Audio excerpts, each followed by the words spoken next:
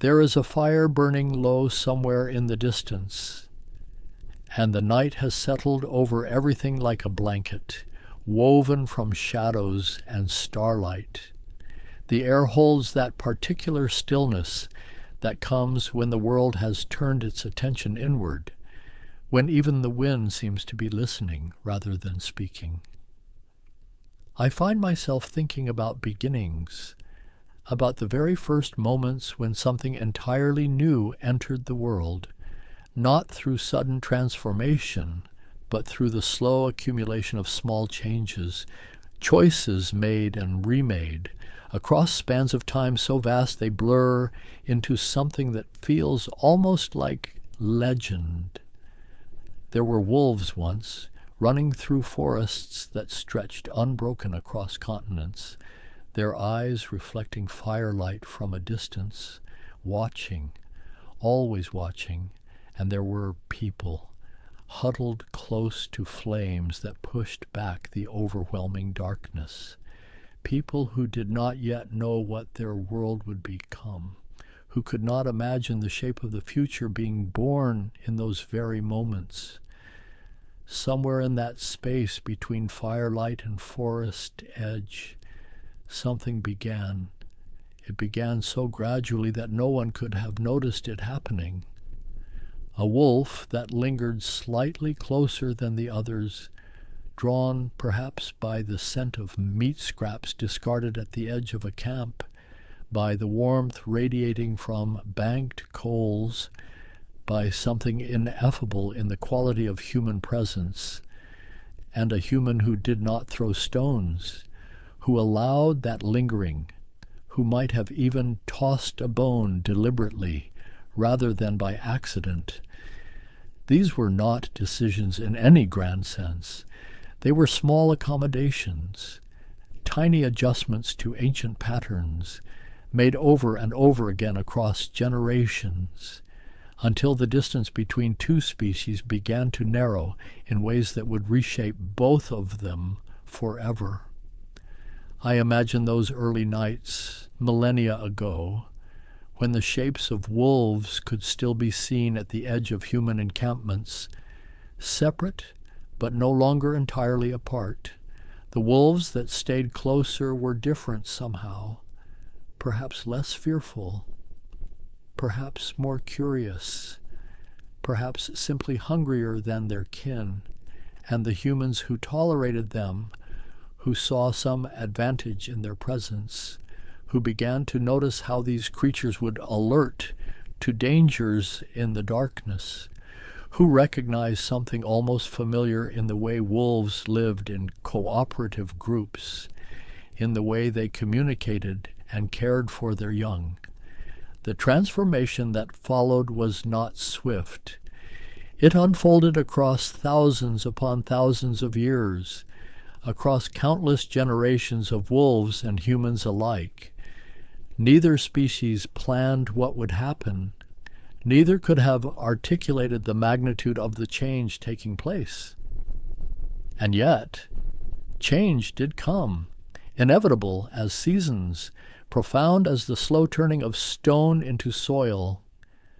The wolves began to transform. Those who lived closest to humans, who scavenged at the edges of settlements, who learned to read human gestures and moods, they started to differ from their forest-dwelling relatives. Their bodies changed shape over generations. Their behaviors shifted. Their very perception of the world began to align more closely with human rhythms and human needs. And the humans changed too, though perhaps in ways less visible on the surface. They became people who lived alongside another species, who developed language for this relationship, who began to depend upon and value these evolving creatures, who found that their own survival was enhanced by this unlikely partnership.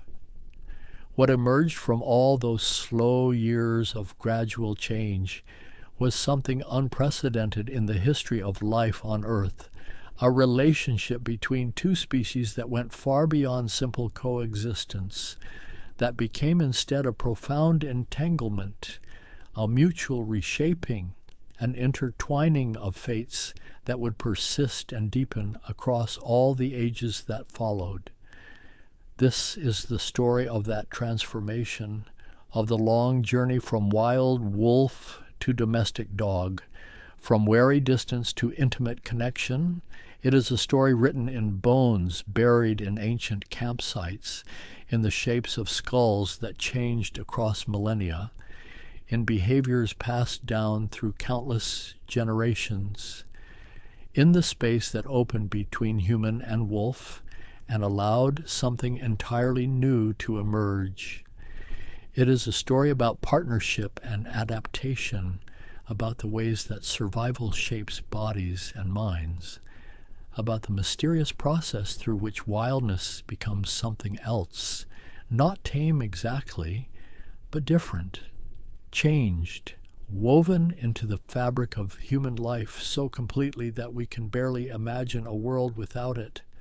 The fire burns lower still, and the darkness deepens, and somewhere in that darkness, if we listen carefully, we can almost hear the echo of ancient paws padding soft across snow, of voices calling into the night, of the very first moments when two paths converged and became one. The question of when this transformation truly began dissolves into the mists of deep time. Scientists have searched for a precise moment, a clear boundary between before and after. But what they have found instead is something far more complex, far more mysterious, a gradual blending that defies simple categorization. The best evidence we have comes from bones, from the patient examination of skulls and jaw fragments excavated from sites where ancient humans once lived.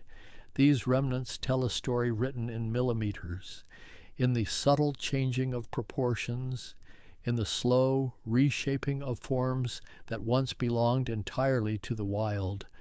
Somewhere between 15,000 and 40,000 years ago, though the exact timing remains contested and uncertain, wolves began to change. The archaeological record shows us snapshots of this transformation, bones buried alongside human remains, suggesting proximity, suggesting relationship, suggesting something that went beyond the occasional scavenging of leftovers. In Siberia, in what is now the frozen landscape near the Yana River, researchers have found evidence of canids living near human settlements more than 30,000 years ago. The bones show characteristics that hint at the beginning of domestication, though whether these were truly dogs or still essentially wolves remains a question suspended in that ambiguous space between categories. Further west, in Belgium, in a cave called Goyet, another ancient skull was discovered dating back more than 30,000 years. Its proportions differ from those of wild wolves. Its snout is shorter, its jaw more compact, suggesting that already in those ancient times something was shifting in the trajectory of canine evolution, but the evidence is fragmentary, scattered across continents and millennia.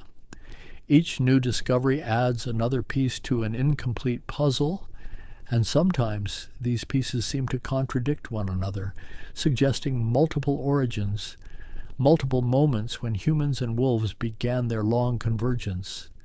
Some researchers believe the transformation began in Europe. Others point to evidence from East Asia, from ancient sites in China where rice farmers may have attracted wolves to their settlements.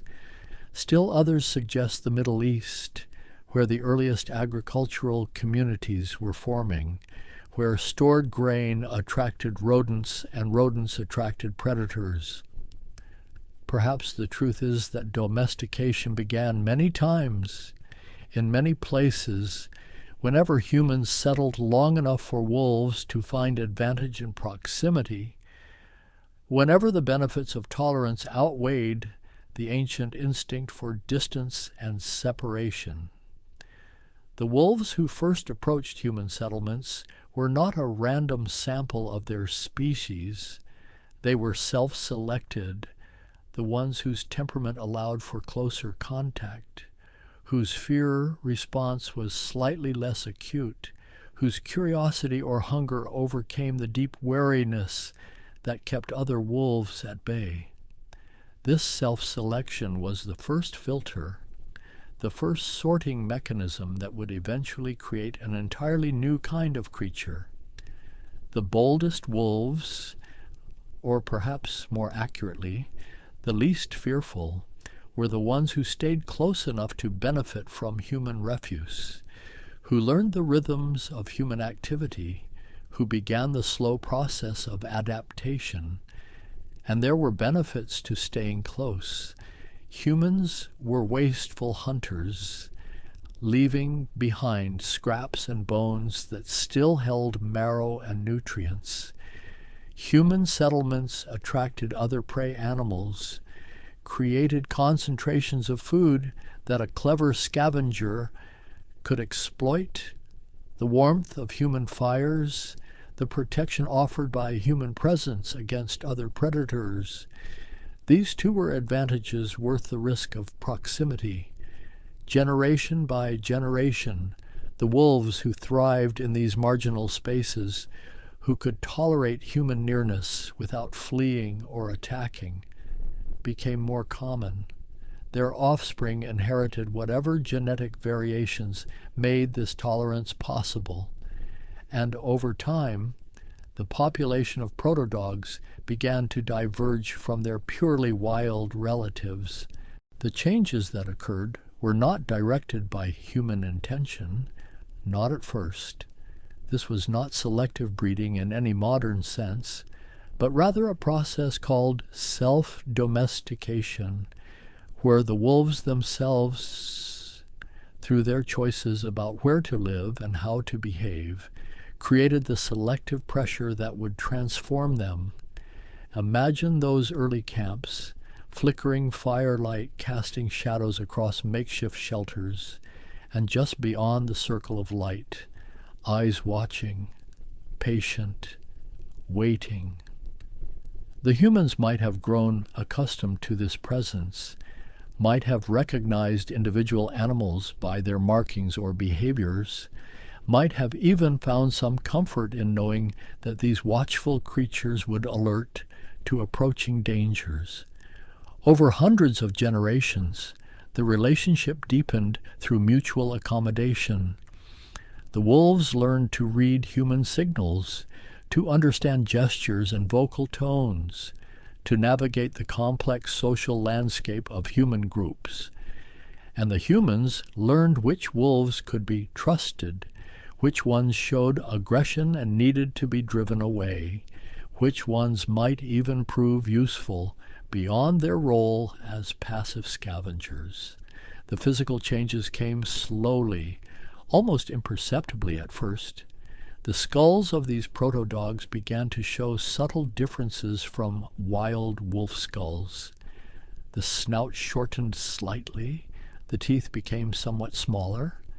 The cranial capacity, the size of the brain case, showed small but measurable changes. These alterations in skull morphology appear again and again in domesticated animals, whether dogs or cattle or pigs, suggesting some common mechanism, some deep connection between tameness and physical form.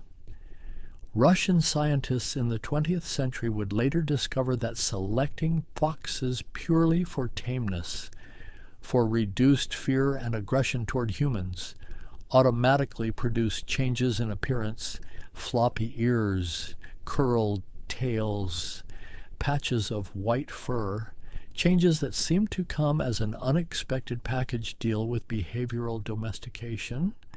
But in those ancient times, no one was deliberately selecting for anything. The changes emerged from the simple mathematics of survival.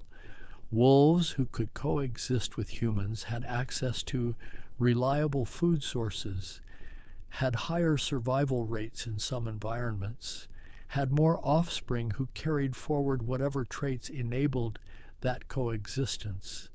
The timeline of transformation stretched across millennia, so slowly that no individual human would have noticed the change within their lifetime. What they knew were simply the wolves that lived near their camps, the ones who had always been there, as much a part of the landscape as the trees and rivers.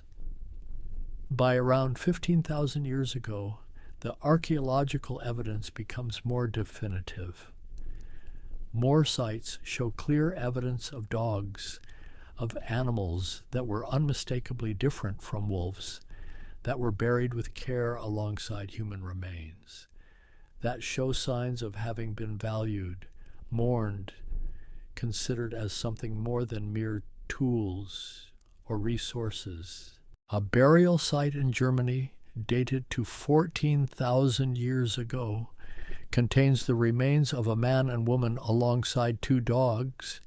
The careful arrangement suggests relationship, suggests that these animals were important enough to accompany their humans even in death, that they had crossed some threshold into full membership in human society.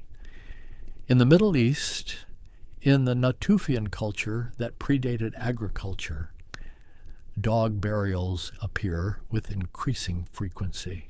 One famous burial shows a human hand resting on the body of a puppy, a gesture of tenderness preserved in stone for 12,000 years, speaking across the vast gulf of time about connection and care.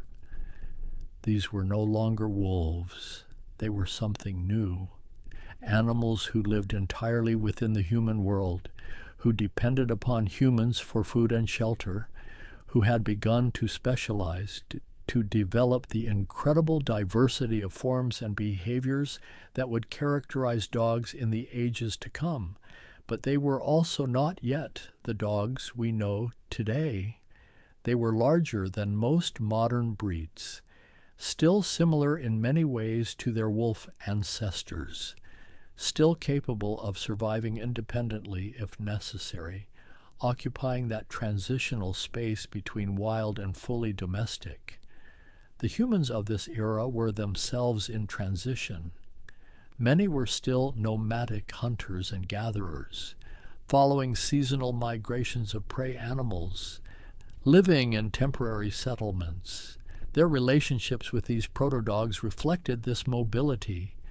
These were animals who could travel, who could adapt to changing circumstances, who could serve as companions and helpers without requiring the intensive feeding and care that would come later.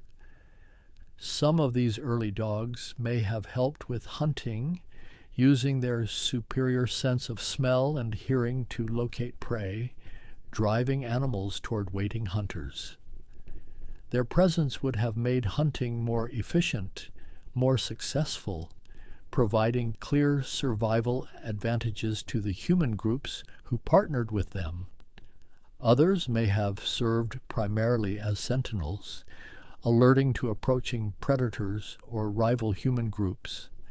Their keen senses extended the perceptual range of human communities, creating a larger bubble of awareness and safety around vulnerable settlements, and some perhaps were valued simply for companionship, for the comfort of their presence, for the way they bridged the vast loneliness between human consciousness and the inscrutable wilderness. We cannot know the emotional landscape of those ancient peoples, but the tender burials suggest that affection, that bonds of genuine feeling existed between humans and dogs, even in those distant times. The genetic evidence tells us that all modern dogs, from the tiny Chihuahua to the massive Great Dane, descend from these ancient domestication events.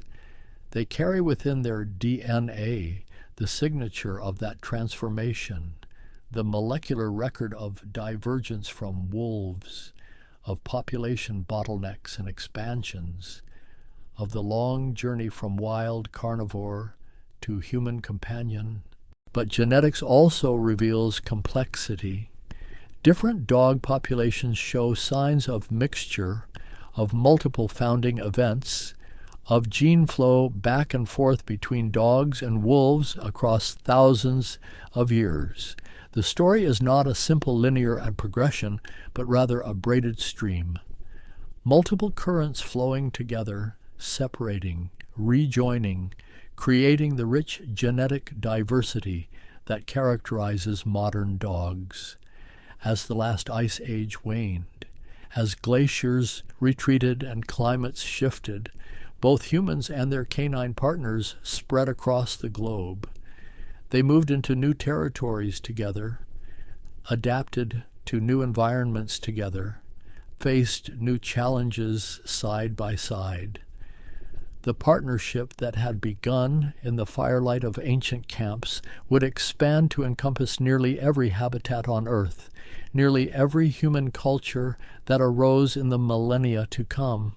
The spread of dogs across continents followed the pathways of human migration, tracking the movement of peoples as they ventured into uncharted territories, crossed frozen land bridges, navigated along coastlines, each group carrying with them the descendants of those first wolves who had chosen proximity over wildness. In the Americas, dogs arrived with the earliest human inhabitants, crossing the Bering Land Bridge during the last ice age when sea levels were low, and Asia and North America were joined by a wide expanse of tundra. The dogs who made this journey were hardy creatures, adapted to cold, capable of traveling vast distances alongside their human companions. Archaeological sites across the Americas reveal the presence of these ancient dogs. Their bones appear in settlements from the Arctic to the southern tip of South America, showing remarkable diversity even in these early populations. Some were small and compact, suited perhaps to life in warmer climates or to specific roles within human communities. Others were larger and more robust, built for hauling and hunting in harsh northern environments. The indigenous peoples of North America developed distinct dog populations adapted to their varied lifestyles and environments. In the Arctic, the ancestors of modern sled dogs emerged, powerful animals with thick double coats, capable of pulling heavy loads across ice and snow, able to survive temperatures that would kill less adapted breeds. These dogs were not merely tools, but essential partners in survival, making possible the human habitation of some of the most extreme environments on Earth. Further south, in the Great Plains, different dogs evolved alongside peoples who hunted buffalo. These dogs served as pack animals before the arrival of horses, carrying supplies during seasonal migrations, helping to transport the materials needed for nomadic life. Children grew up alongside these animals, learning responsibility through caring for them, developing bonds that shaped both human and canine behavior. In the dense forests of the Pacific Northwest, yet another type of dog emerged, smaller woolly dogs whose thick undercoats were harvested and woven into blankets and clothing. These animals were kept in specific conditions to maintain the quality of their wool, fed special diets, treated with care that reflected their economic and cultural importance. The blankets created from their fur were prized possessions, markers of wealth and status, connecting the dogs to the complex social fabric of their communities. Each adaptation reflected the specific needs and circumstances of the humans who lived alongside these dogs. The relationship was reciprocal, mutually shaping. Dogs changed to fit human needs, but humans also adjusted their lives to accommodate the presence and requirements of their canine partners, building shelters for them, allocating resources to feed them, integrating them into social and spiritual practices. In Europe and Asia, similar processes of specialization were unfolding.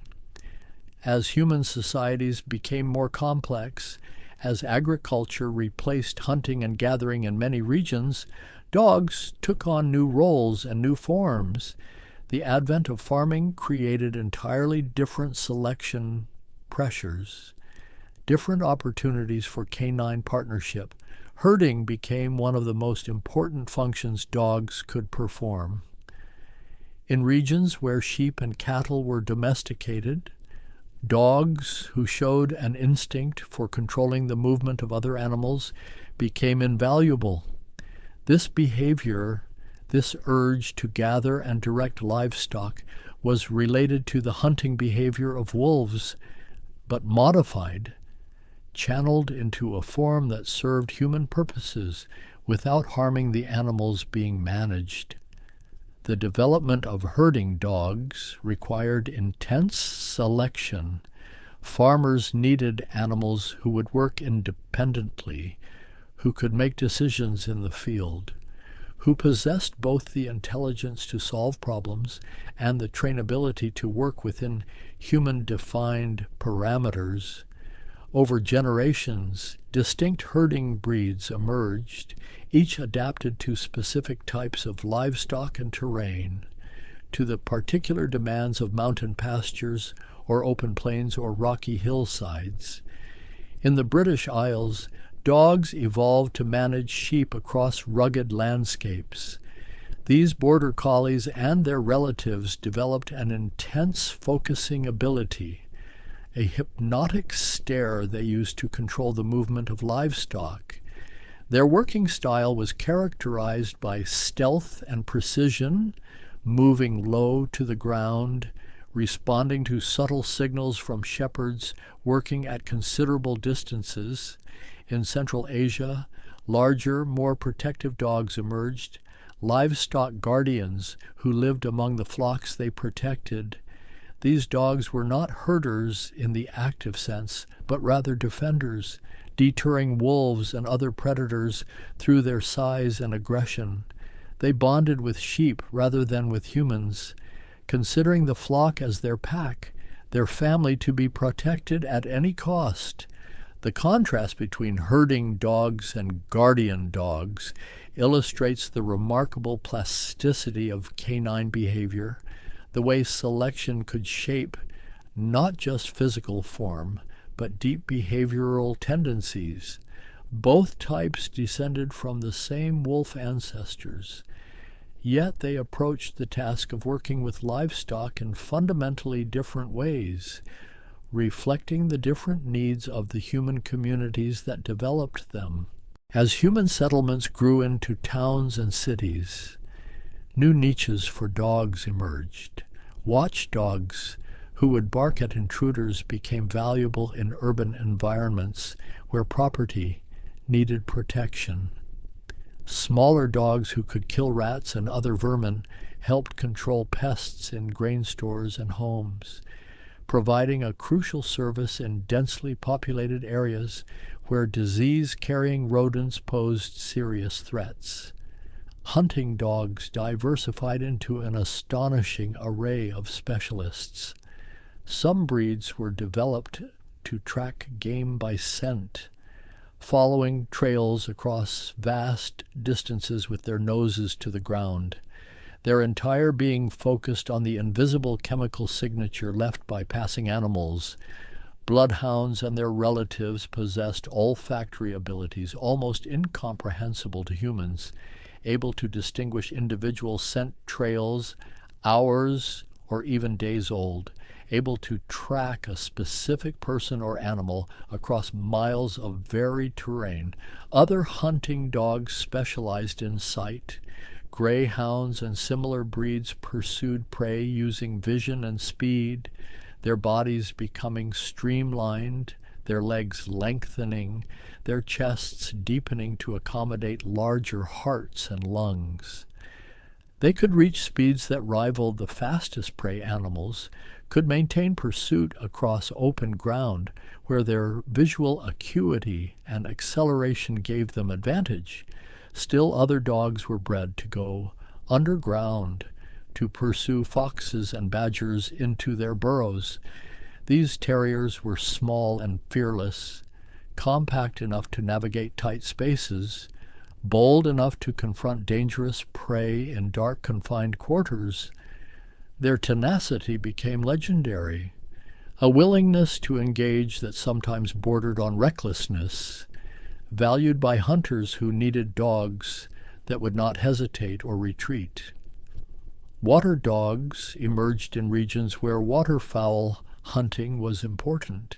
These breeds developed water-resistant coats, webbed feet, a love of swimming that seemed almost innate.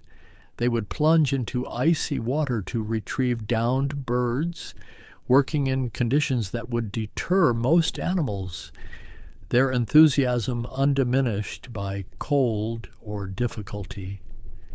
Each specialization represented generations of careful selection, of breeding the best performers to one another, of culling animals who did not meet the exacting standards required for specific tasks. The knowledge of breeding was passed down through families and guilds, becoming both art and science based on observation and experience accumulated over lifetimes. But not all dogs were bred for work. As human societies grew wealthier, as leisure and luxury became possible for aristocratic classes, dogs began to be selected for appearance and companionship rather than utility. Toy breeds emerged, tiny dogs who served no practical function but were valued for their beauty, their amusing behaviors, their role as living ornaments and beloved pets. These lapdog breeds were particularly popular among nobility and wealthy merchants. In China, the Pekingese was bred to resemble the lions depicted in Buddhist art. These dogs were so treasured that stealing one was punishable by death. They lived in palaces, were carried in the sleeves of silk robes, were pampered and protected as precious objects. Their flat faces and flowing coats were entirely impractical, even detrimental to normal canine function. But that impracticality was part of their appeal, a demonstration of wealth and status.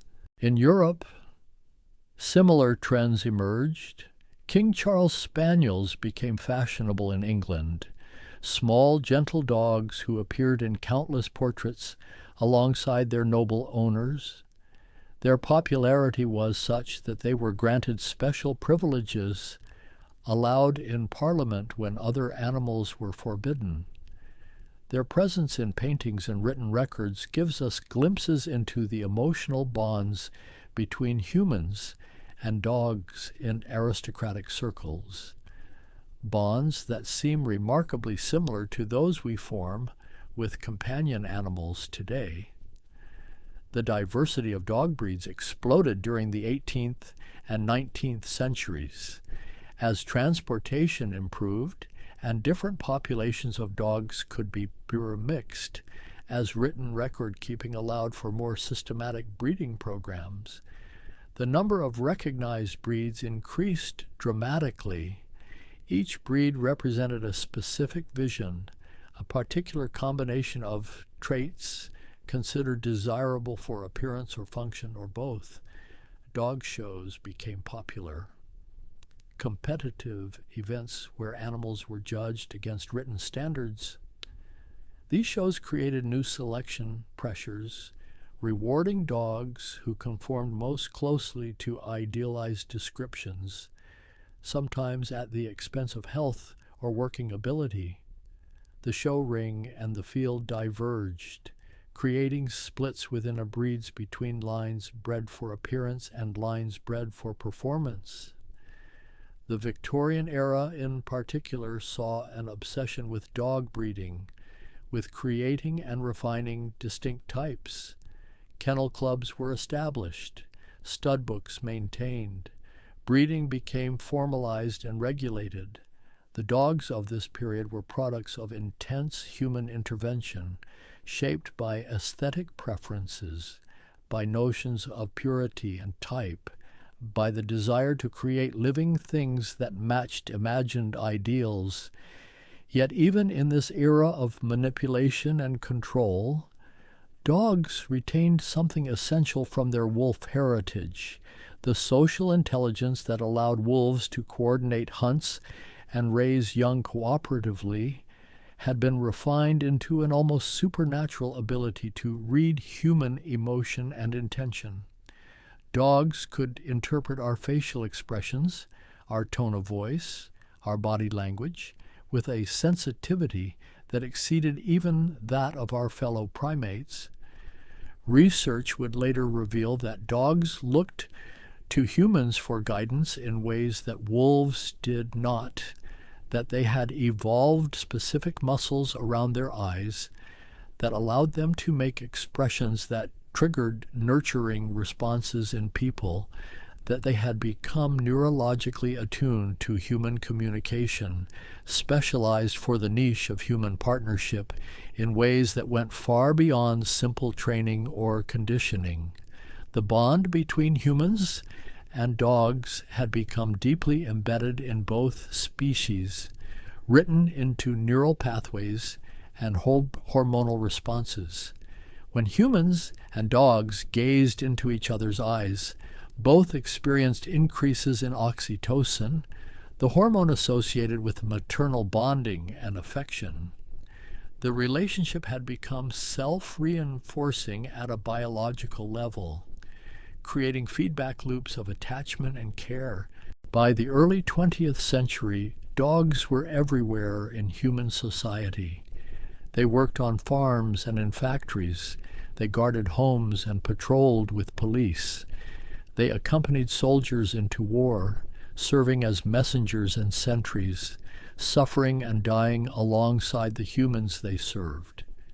They lived as cherished companions in households across every continent, integrated into families, given names, mourned when they died. The transformation that had begun 30,000 years earlier in the space between firelight and forest had produced something unprecedented, a relationship between species characterized by genuine cooperation, by mutual dependence, by bonds that seemed to transcend the utilitarian origins of domestication. The 20th century brought changes to the relationship between humans and dogs that were perhaps as profound as the original domestication itself, the industrialization of society, the movement of populations from rural areas to cities, the transformation of daily life through technology. All of these shifts created new contexts for canine companionship, new challenges and opportunities that would reshape what it meant to live alongside dogs. In rural areas, traditional working roles for dogs began to diminish. Mechanization replaced many of the tasks that dogs had performed for millennia.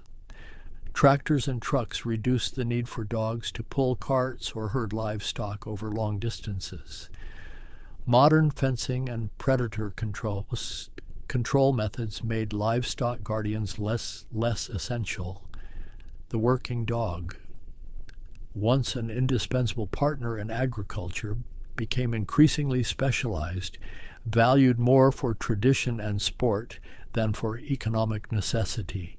Yet even as old roles faded, new ones emerged. Guide dogs for the blind appeared in Germany after the First World War, when returning veterans needed assistance navigating a world they could no longer see. The intelligence and trainability that had been honed for hunting and herding found new expression in this partnership. Dogs learned to navigate complex urban environments, to stop at curbs, to avoid obstacles, to disobey commands when obedience would lead their handlers into danger. This work required a level of judgment and initiative that exceeded anything previously asked of dogs. These animals had to think, to assess situations, to make decisions that balanced training with circumstance. The success of guide dog programs revealed depths of canine cognitive ability that had been suspected but never so clearly demonstrated. Dogs were not merely following instinct or responding to conditioning. They were genuine partners capable of sophisticated problem solving. The concept expanded. Dogs began to be trained for other assistance roles. Hearing dogs for the deaf, service dogs for people with mobility impairments. Each application revealed new dimensions of canine capability, new ways that the ancient partnership could be adapted to modern needs. The dogs who performed these roles were not specialized breeds, but rather individuals selected for temperament and intelligence, suggesting that the capacity for this work existed latent in many dogs, waiting to be developed through training and relationship. During the World Wars, dogs served in military capacities that their wolf ancestors could never have imagined. They carried messages across battlefields where human runners could not survive. They detected mines and explosives. They provided comfort to traumatized soldiers far from home. Their loyalty and courage in the face of danger became the stuff of legend, stories that reinforced cultural narratives about the nobility and devotion of dogs. After the wars, as prosperity increased in industrialized nations, pet ownership exploded. Dogs moved indoors, became members of families in ways that would have seemed bizarre to earlier generations. They slept in beds, were fed specially formulated foods, received medical care that rivaled human health care in its sophistication. The economic investment in companion animals grew to represent billions of dollars annually, an entire industry built around the care and keeping of pets. This shift toward dogs as primarily companions rather than workers brought new ethical considerations. Questions arose about breeding practices that prioritized appearance over health. Some breeds had been shaped into forms that caused chronic suffering. Dogs with faces so flat they struggled to breathe, with legs so short their spines were stressed, with skin so wrinkled it became prone to infection. The pursuit of extreme traits in the show ring had produced animals whose lives were diminished by the very characteristics that made them prized. A growing awareness of animal welfare prompted reforms. Breed standards were revised. Genetic testing became available to screen for inherited diseases. Responsible breeders began to prioritize health and temperament over conformity to arbitrary physical ideals, yet the problems persisted, driven by market demand for dogs with specific appearances, by the economics of puppy production, by the disconnect between what people wanted dogs to look like and what was actually good for the animals themselves. Simultaneously, scientific understanding of dog cognition and behavior advanced dramatically. Researchers began to study dogs with the same rigor previously reserved for primates and other animals considered highly intelligent. What they discovered challenged assumptions and revealed complexity. Dogs possessed unique forms of intelligence shaped by their evolutionary history with humans. They could read human communicative gestures in ways that even chimpanzees could not, could understand hundreds of words, could demonstrate reasoning and problem-solving abilities that were distinctly canine, neither simply wolfish nor merely trained responses. Studies revealed that dogs had a theory of mind, some understanding that humans had perspectives and knowledge different from their own. They would attempt to communicate information to humans through gaze and gesture, would show guilty behaviors when they had violated rules even in the absence of punishment, would exhibit what appeared to be empathy, responding to human distress with comforting behaviors. The neurological basis for these abilities became clearer as imaging technology allowed researchers to study dog brains in action. Dogs processed human voices in specialized brain regions, showed activation patterns when viewing human faces that suggested genuine recognition and emotional response. The partnership between humans and dogs had literally rewired both species, creating neural pathways dedicated to cross-species communication and bonding. Population genetics revealed the costs of breed development. Many purebred dogs suffered from reduced genetic diversity, the result of bottlenecks created by breeding from small numbers of founding animals. This lack of diversity made them vulnerable to genetic diseases, to immune system problems, to reproductive challenges. Mixed breed dogs, once dismissed as mongrels, were often healthier and longer lived than their purebred counterparts, benefiting from hybrid vigor, from the genetic diversity that came from less controlled breeding. The recognition of these problems sparked debates about the future of dog breeding. Should breeds be maintained as closed populations, or should outcrossing be permitted to improve health?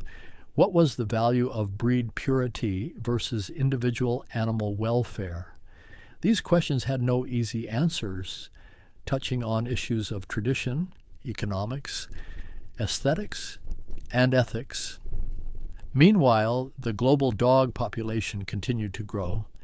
Estimates suggested hundreds of millions of dogs worldwide, with vast numbers living as strays or in semi-feral conditions, particularly in developing nations.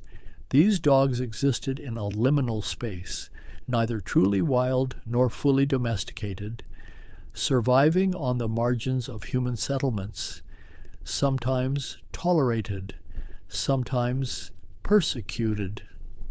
Their lives bore little resemblance to those of pampered pets in wealthy countries, yet they too were products of the ancient relationship between humans and canines. In some regions, efforts were made to manage stray populations humanely through sterilization programs rather than culling. Recognition grew that these animals were not merely problems to be eliminated, but beings deserving of consideration.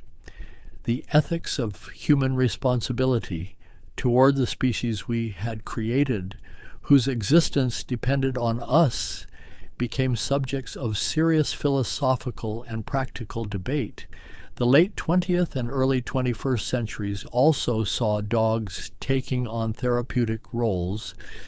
Animal-assisted therapy brought dogs into hospitals, nursing homes, schools. Their presence reduced stress, lowered blood pressure, facilitated social interaction among people who struggled with human connection. Children learned to read by practicing with non-judgmental canine listeners. Elderly people in care facilities brightened when therapy dogs visited, finding in those interactions a quality of acceptance and presence that human caregivers sometimes could not provide. Dogs began to be trained to detect medical conditions, to alert to oncoming seizures, to sense dangerous drops in blood sugar levels in diabetics. The mechanism behind these abilities remained partially mysterious, likely involving scent detection of subtle chemical changes in human bodies, but the practical applications were remarkable. Dogs became early warning systems, giving people with chronic conditions precious minutes to seek safety or take medication. The detection abilities of dogs found applications beyond medicine. Conservation biology employed dogs to locate endangered species, to track wildlife populations, to detect invasive species. Their noses, exponentially more sensitive than human technology, could find scat samples in dense forest, could identify individual animals by scent, could cover terrain that would take human researchers weeks to survey. This work contributed to scientific knowledge and conservation efforts around the world, adding yet another dimension to canine partnership with humans. Search and rescue dogs located survivors in collapsed buildings after earthquakes, found lost hikers in wilderness areas, recovered evidence in criminal investigations. Their work saved lives, brought closure to grieving families. Their dedication to these tasks, working in dangerous and difficult conditions, seemed to demonstrate a willingness to serve that went beyond simple training or reward seeking. Yet for all these specialized roles, the vast majority of dogs in developed countries lived primarily as companions. Their work was simply to be present, to provide affection and connection, to serve as friends and family members to the humans who cared for them. This role, which might have seemed trivial compared to herding or hunting, proved to be profoundly important to human well-being. Studies consistently showed that dog ownership was associated with reduced loneliness, decreased depression, increased physical activity, improved cardiovascular health. The mechanisms underlying these benefits were multiple. The routine and responsibility of caring for another being gave structure and purpose. The unconditional acceptance dogs offered provided emotional support. The physical contact, the petting and holding, triggered releases of oxytocin and other hormones associated with bonding and stress reduction. The simple necessity of walking a dog got people outside, moving, interacting with their communities. Dogs had become woven into the fabric of modern life in ways that made them almost invisible in their ubiquity. They appeared in advertising and entertainment, in literature and art. They were cultural touchstones, symbols of loyalty and devotion. Their images adorned everything from greeting cards to corporate logos. The relationship that began in firelight 30,000 years ago had permeated human culture so completely that it shaped language, metaphor, the very ways people thought about faithfulness and friendship. And yet, beneath all the complexity, beneath the specialized breeds and trained behaviors, beneath the commercial and cultural layers, something of the original relationship persisted. The simple pleasure of a dog's company, the comfort of a warm presence on a cold night, the joy of playfulness, the silent communication between two beings of different species who had chosen long ago to walk together through the world. The transformation was complete in some ways, ongoing in others. Dogs were no longer wolves, would never again be wolves. They were something unique, shaped by humans, but not merely human creations, partners whose evolution had been so entangled with our own that separating the strands had become impossible. The question that lingers in the quiet spaces of thought is not how this transformation happened, but what it means, what it reveals about the nature of life itself, about the ways that beings can reshape one another through proximity and time, through the slow accumulation of choices that seem insignificant in the moment, but compound across generations into something entirely new. There is a concept in biology called coevolution, the idea that species shape each other's evolution through their interactions, predators and prey, pollinators and flowers, parasites and hosts, all locked in evolutionary dances where changes in one partner create pressures that drive changes in the other. But the relationship between humans and dogs goes beyond typical coevolution. It represents something rarer, a domestication so complete that both species have been fundamentally altered, their fates bound together in ways that transcend simple mutual adaptation. We changed dogs in obvious ways, molding their bodies into forms that would have been unrecognizable to their wolf ancestors, selecting for behaviors that suited our needs and whims.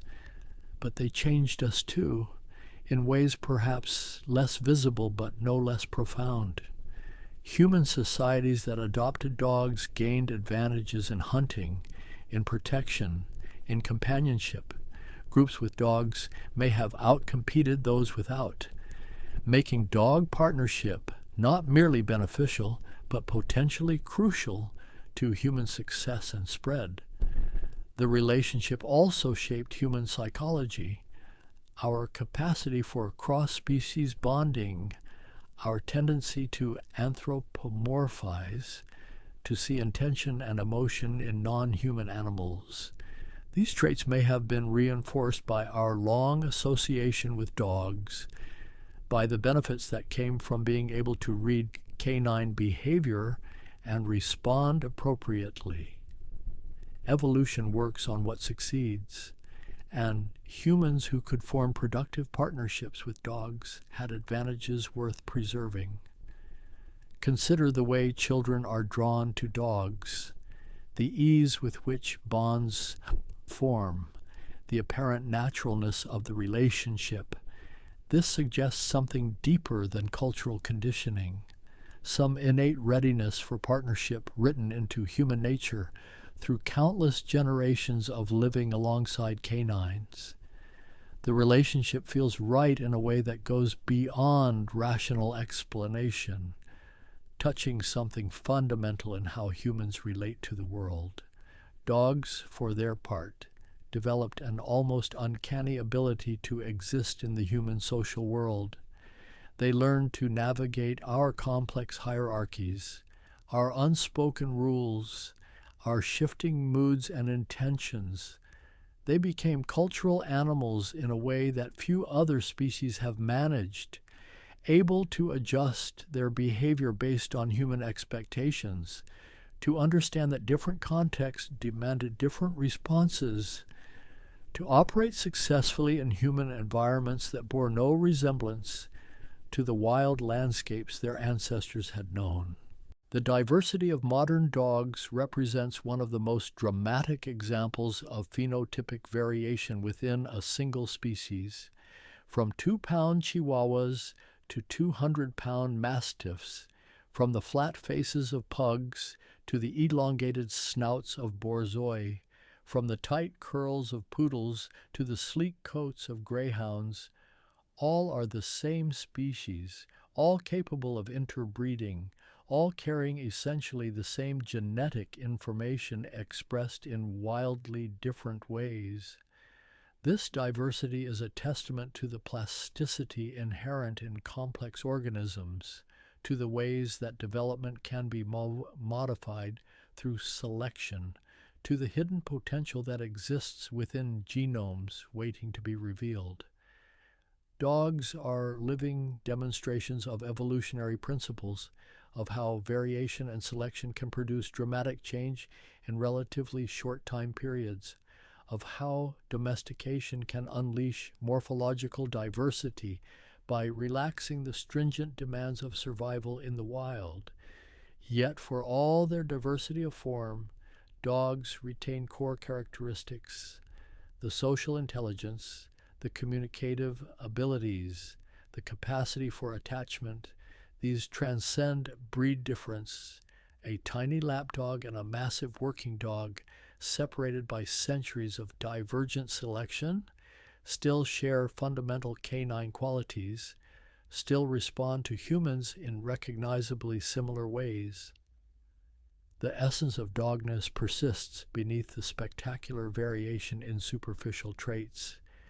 There is something profound in watching a dog at rest, in observing the small movements of sleep, the twitching paws that suggest dreams of running, the soft sounds that might indicate some internal narrative playing out.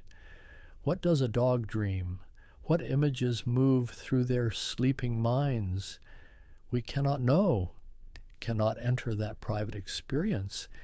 Yet the very fact that we wonder, that we attribute interior lives to these creatures, speaks to the depth of recognition we feel, the sense that something aware and feeling exists behind those eyes. The bond between an individual human and an individual dog is unique each time it forms, shaped by personalities, by circumstances, by the particular chemistry of relationship. Some dogs and humans seem perfectly matched, understanding each other with minimal effort. Others must work harder to find their rhythm, to learn each other's languages, but in successful partnerships, something emerges that transcends the sum of its parts, a connection that enriches both lives, that creates shared meaning and experience. Dogs live in the present in ways that humans struggle to achieve. They are not burdened by regret or anticipation, by the temporal anxieties that plague human consciousness.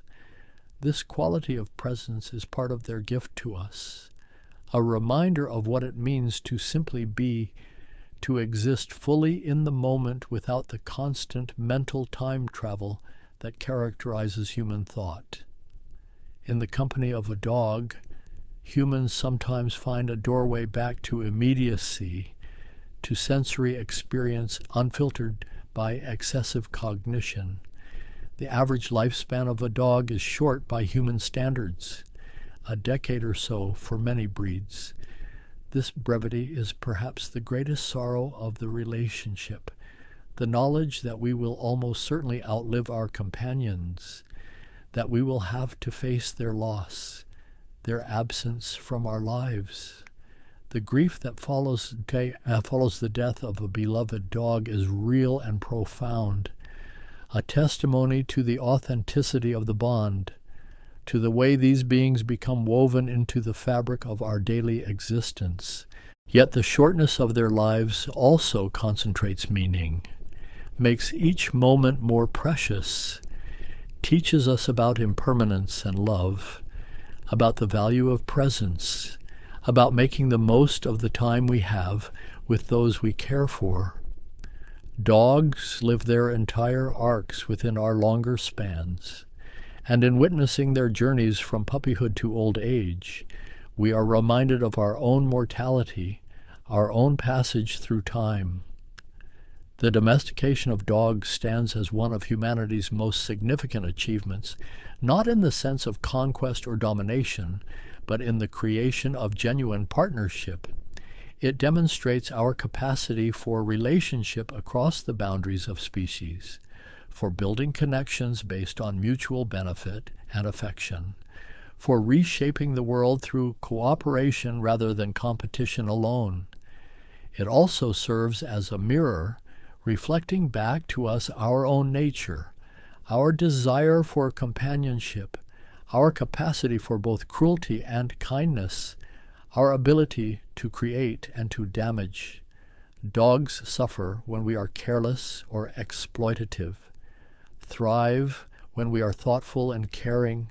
The way we treat them reveals our values, our ethics, our understanding of responsibility to beings whose existence depends on our choices. The story of dogs is ultimately a story about possibility, about what can emerge when barriers dissolve, when fear gives way to curiosity, when mutual benefit allows for cooperation. It is a story 30,000 years in the making, still unfolding, still revealing new chapters as our relationship with dogs continues to evolve. The fire has burned down to embers now, glowing soft in the darkness, casting barely enough light to see by. Outside, the night is deep and quiet, holding the world in gentle suspension. Somewhere out there, dogs are sleeping, curled in their beds, their breathing slow and steady, dreaming whatever dreams visit them in the night, in homes and shelters, on streets and in wild places. The descendants of ancient wolves rest, carrying within them the long history of partnership, the genetic legacy of that first moment when distance became proximity, when separate paths converged. The transformation that began so long ago continues still. Each puppy-born carries forward the journey. Each new bond formed between human and dog adds another thread to the vast tapestry. The relationship persists, adapts, finds new expressions in changing times, but remains recognizable, remains true to something essential established in firelight millennia ago. There is comfort in this continuity, in knowing that the partnership endures, that across all the changes and upheavals of history, Sisuguru, humans and dogs have remained together, companions in the deepest sense, sharing space and time and experience. Each generation rediscovers the relationship, makes it their own, adds their particular chapter to the ongoing story. In the morning, dogs will wake with their humans, will greet the day with enthusiasm and presence, will remind us through their example of what it means to live fully, to love without a reservation, to find joy in simple things. But now, in this quiet hour, they rest, and we can rest alongside them, grateful for their presence, for the gift of their companionship. The night stretches on, peaceful and unhurried. Stars wheel slowly overhead, marking time in their ancient patterns. The earth turns, carrying us through darkness toward another dawn, and in the gentle rhythm of that turning, in the soft breathing of sleeping dogs, there is something like peace, something like home. The story fades here, not because it ends, but because some things are better left to silence, to the quiet contemplation that comes when words have done their work and can finally rest. The fire dims, the darkness deepens, and in that deepening there is only the soft presence of night, the gentle weight of time, the endless patient unfolding of all that is. Let the thoughts drift now. Let them float away like smoke rising from dying embers, dissipating into the vast dark, becoming part of the night, part of the quiet, part of the deep and dreamless peace that waits beyond words, beyond stories, beyond everything but the gentle rhythm of breathing, in and out, and in again. The fire fades to darkness. The last ember winks out, and there is only night, only silence, only the soft and endless quiet. There is a stillness that settles over the world in the quietest hours, a kind of soft dissolving, where the edges of things become less certain, and the mind begins to float just slightly above itself. It is in those moments that certain ancient ideas seem most alive, not because they are distant or difficult to reach, but because they were always waiting there, patient, unhurried, breathing gently beneath the surface of ordinary thought. Tonight we are drifting toward the east, not across any physical distance, but across something older and more interior than geography. We are moving toward a way of seeing the world, a collection of philosophies so vast and so luminous that they have shaped the inner lives of more human beings than perhaps anything else ever conceived. Imagine, for a moment, a landscape at the very edge of dawn. The sky is a deep, soft indigo, just beginning to soften at the horizon into the faintest wash of amber and rose. Below it, mountains rise in gentle silhouette, their peaks unhurried, their slopes covered in the quiet green of ancient forests. A river winds through the valley between them, slow and reflective, carrying on its surface the last of the night's dark stillness. Somewhere along that river there is a lamp burning. It sits in the window of a low building, a monastery, perhaps, or a scholar's dwelling, made of weathered stone and worn timber, its walls carrying the memory of countless seasons. The light it casts is the color of warm honey, and it touches the mist that drifts in from the mountains with a kind of reverence. This is where we begin. Eastern philosophy was not born in a single place or a single moment. It arose slowly and organically, the way a river gathers itself from 100 quiet tributaries, from mountainsides and hidden springs, from rain falling on upland meadows and snow melt tracing invisible paths through stone. Over thousands of years, across vast and varied civilizations, human minds turned inward and asked questions so fundamental, so quietly radical, that the answers they offered are still being explored, still being lived, still being whispered from teacher to student in rooms lit by that same amber glow. What is the nature of the world, and what is my place within it? How should a life be lived, and what does it mean to live it well? Is there a self, a true enduring self, or is the very notion of a separate self one of the great misunderstandings of conscious experience? These were not questions asked in a hurry. They were the questions that emerged in silence and contemplation, in the long, unhurried hours of minds devoted entirely to the work of understanding. And the answers that arose were not like declarations or commands. They were more like invitations, doorways opened gently, without insistence, into gardens of extraordinary depth and calm. The traditions that carry these questions are many. Hinduism, one of the oldest living philosophical and religious traditions in human history, with its vast architecture of thought stretching back more than 3,000 years, perhaps much further. Buddhism, born in the foothills of the Himalayas and carried by wandering teachers and traders to every corner of Asia and eventually the whole world. Taoism, rooted in the paradoxical wisdom of ancient China, always pointing towards something that cannot quite be named. Confucianism, which turned its attention not to the cosmos, but to the intimate texture of human relationships and ethical life.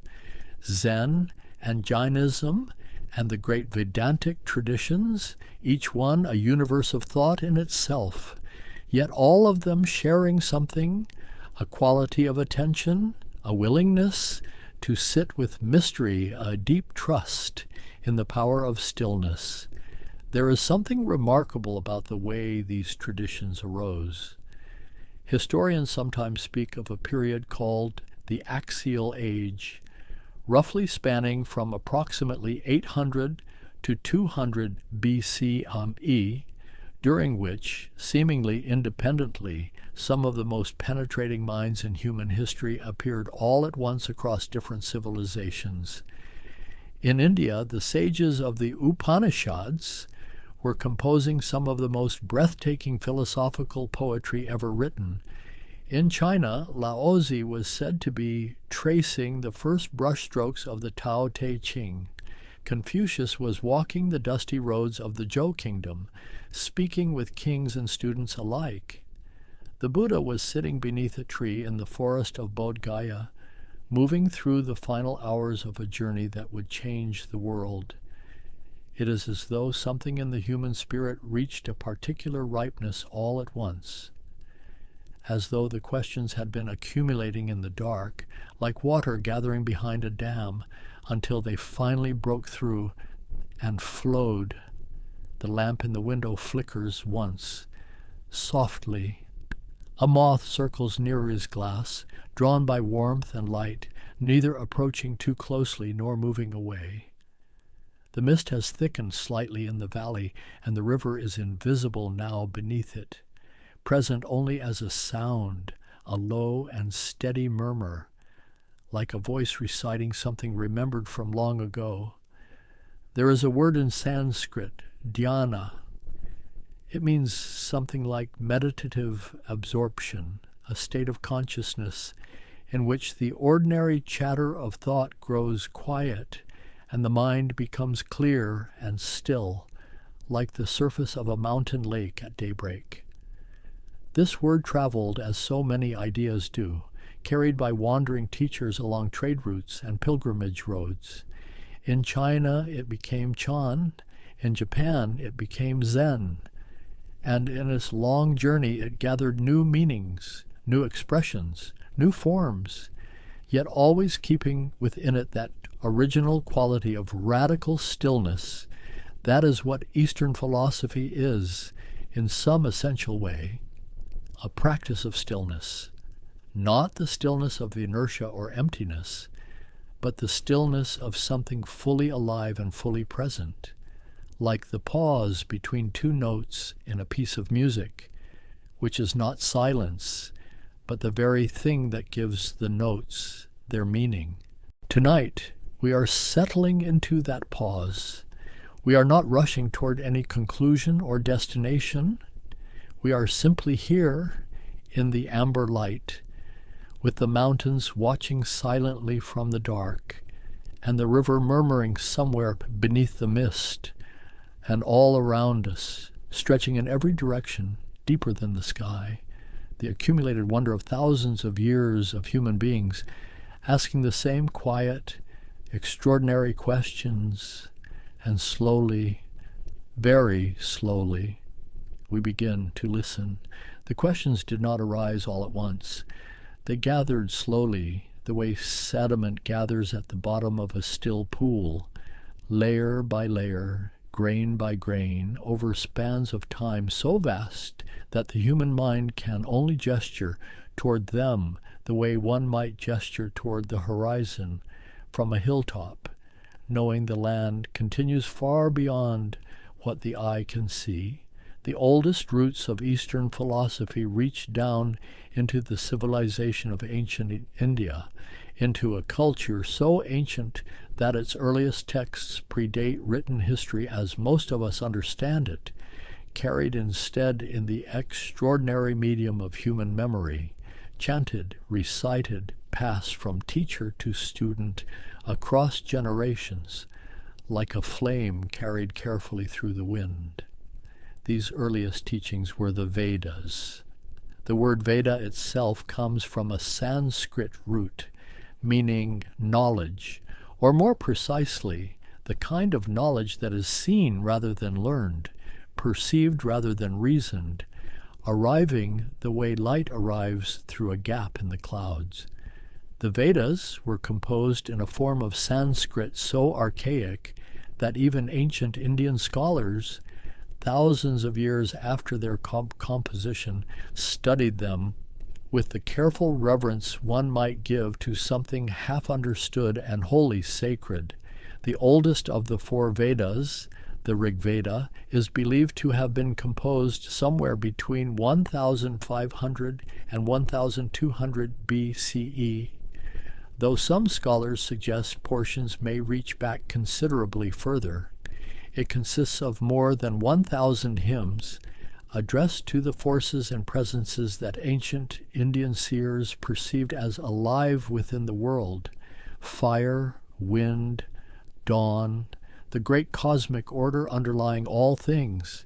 But even within these earliest hymns there is something stirring beneath the surface, a restlessness of inquiry, a sense that the singers of these hymns are not merely praising external forces, but reaching towards something they can barely articulate.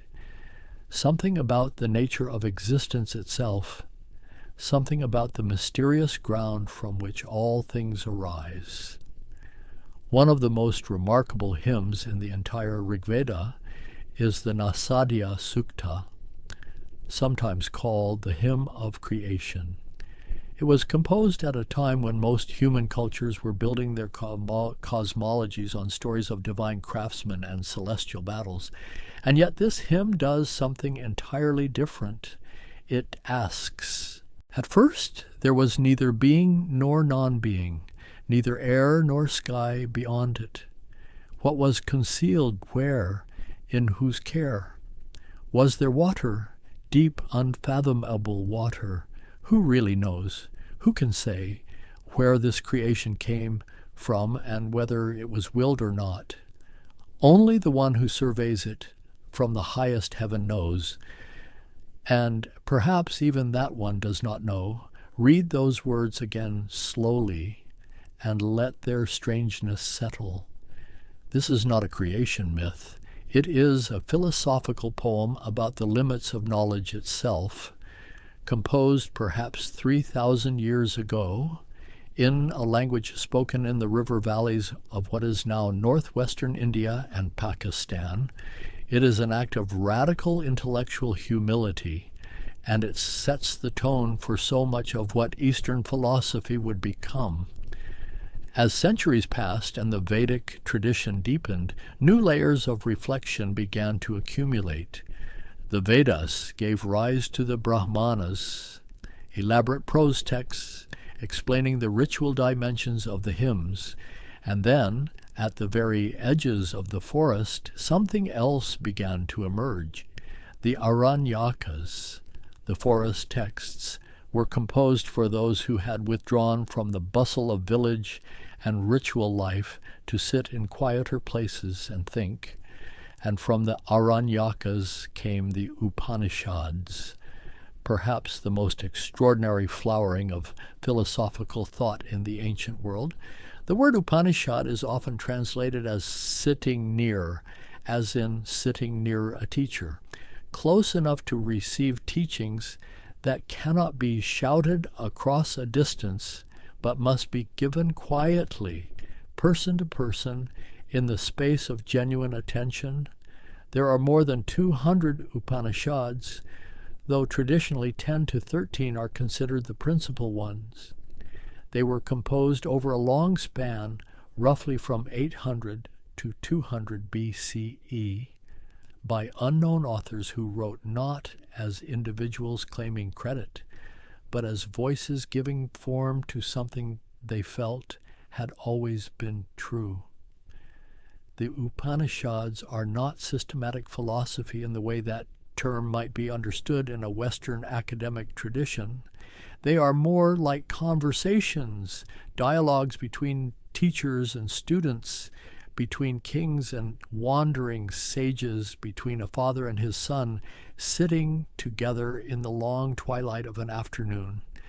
They circle their subjects the way a bird circles a thermal, rising gradually, approaching from different angles, never quite landing on a final answer, but drawing ever closer to something felt deeply and understood intuitively. And at the center of almost everything the Upanishads explore, there are two great concepts. The first is Brahman.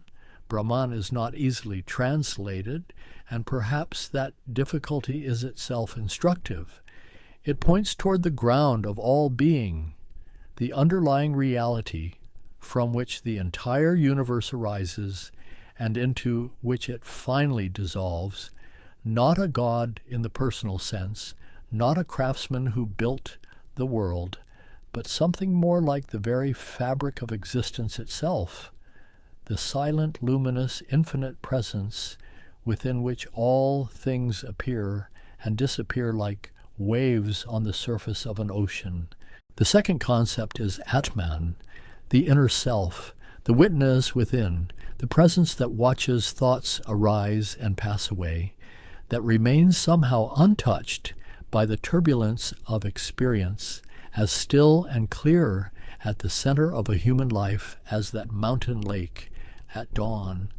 And then, in what may be the single most audacious philosophical proposition ever quietly stated, the Upanishad suggests that these two are the same. Brahman and Atman are not different things. The ground of the universe and the ground of the self are one continuous reality. The infinite and the intimate are, at the deepest level, not two.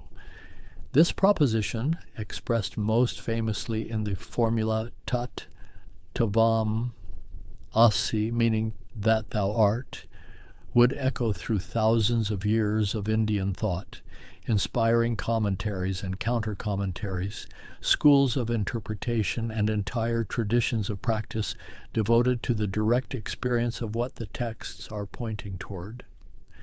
Meanwhile, in the foothills of the Himalayas, in what is now southern Nepal and northern India, a young man of extraordinary sensitivity was moving through a life of privilege that no longer satisfied him. His name, according to tradition, was Siddhartha Gautama, and he was born, most historians believe, sometime in the 5th or 6th century BCE, though the exact dates have long been a subject of careful scholarly discussion. The stories that surround his early life have the quality of myth, because they are myth in the deepest sense of that word, not falsehood, but a narrative that carries truth in its images rather than its historical details. He was said to have been raised in a palace, sheltered from suffering by a father who loved him and feared a prophecy. He was said to have encountered, for the first time in his sheltered life, an old man, a sick person, a corpse, and a wandering ascetic, and to have been so struck by the fact of human suffering that the ordinary pleasures of his privileged life became impossible to hold on to. He left. He wandered for years among the great forest of spiritual seekers that populated ancient India at that time, for it was a remarkable era, teeming with philosophers, ascetics, debaters, meditators, and questioners of every kind. He studied with the best teachers available to him and mastered their systems, and found each time that something essential still felt unresolved. He practiced severe physical austerity, the path of the great Jain tradition, among others, which held that the liberation of the spirit required the disciplining of the body to its very limits. He grew so thin, the texts say, that he could feel his spine when he pressed his hand to his stomach, and still the great question remained open. Then, exhausted and near collapse, he accepted a bowl of rice milk from a young village woman named Sujata. He sat beneath a tree, a fig tree, a pipal tree, the species now known throughout the world as the Bodhi tree, the tree of awakening, and he made a quiet resolve. He would sit until he understood. What followed, according to the tradition, was a night of profound inner experience, a movement through increasingly deep states of consciousness, a seeing through of the mechanisms of suffering and craving, a direct perception of the interconnected, impermanent, causally arising nature of all experience, and as the morning star appeared in the pre-dawn sky, something clarified. The texts say he looked up and saw the morning star and said, in a moment that carries the quality of pure wonder rather than triumph, "How extraordinary! How extraordinary!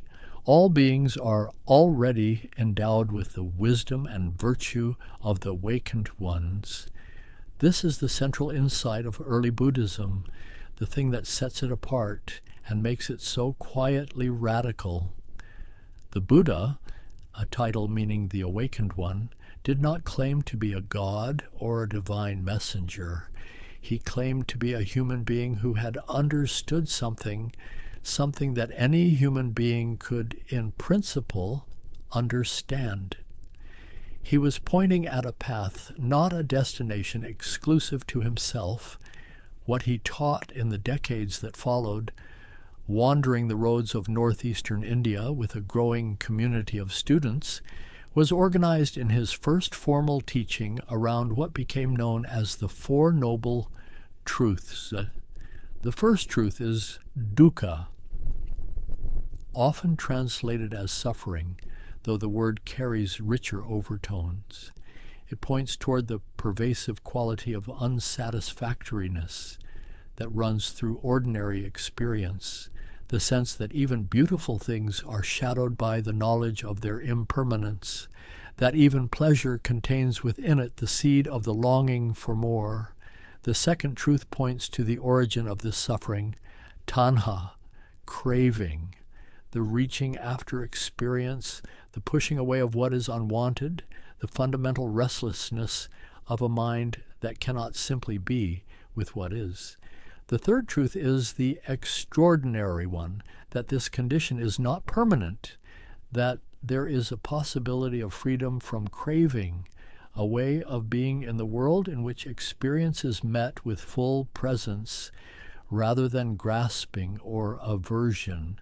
And the fourth truth is the path, the eightfold path of right understanding, right intention, right speech, right action, right livelihood, right effort, right mindfulness, and right concentration, a way of living that gradually, gently, without violence to the self, untangles the knots of craving and clears the ground for something luminous to emerge. And so, in those early centuries, two great rivers of thought were already flowing through the ancient East. The vast, deep current of Vedic and Upanishadic wisdom, with its insight into the unity of self and cosmos, and the clear, methodical, compassionate stream of early Buddhism, with its meticulous attention to the mechanics of suffering and freedom.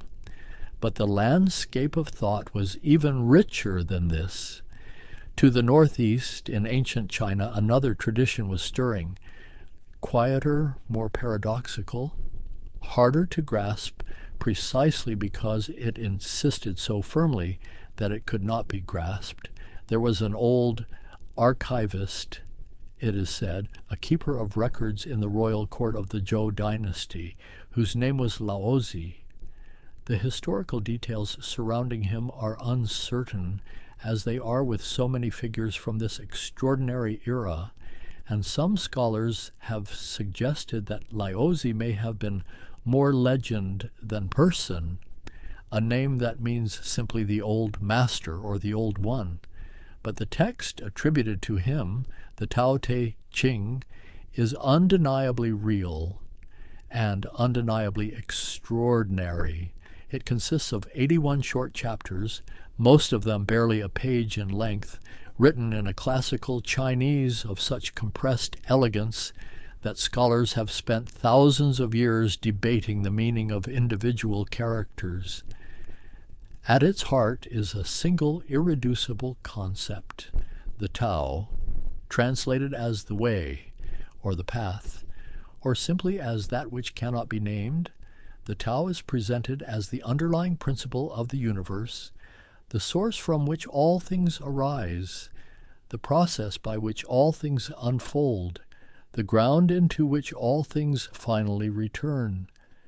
It is not a god, not a law, not a force in any mechanistic sense. It is more like the grain of the wood, the natural pattern running through all of existence, which can be followed or resisted, but never ultimately escaped. The Tao Te Ching opens with one of the most famous sentences in all of the world philosophy. The Tao that can be told is not the eternal Tao. In 12 simple characters, the entire project of the text announces itself, not as a system of knowledge to be mastered, but as a gesture towards something that exceeds all systems, all words, all frameworks. It is a philosophy built on the radical acknowledgement of its own limits. And yet within that acknowledgement something extraordinary blooms, The river moves on through the night, carrying its ancient water toward the sea, and the lamp in the window burns with a steady, patient flame. The philosophy that emerged from the Tao Te Ching was not a philosophy of striving. It was something almost entirely opposite to that. It pointed toward a quality of being that Laozi called Wu Wei, a concept so central to Taoist thought that no single English word can contain it, though many have tried. Wu Wei is often translated as non-action or effortless action, or acting in accordance with the natural flow of things. But these translations, however careful, still risk suggesting a kind of passivity, a mere sitting still while the world turns, and that is not quite it. Wu Wei is more like the action of water. Water does not force its way through stone.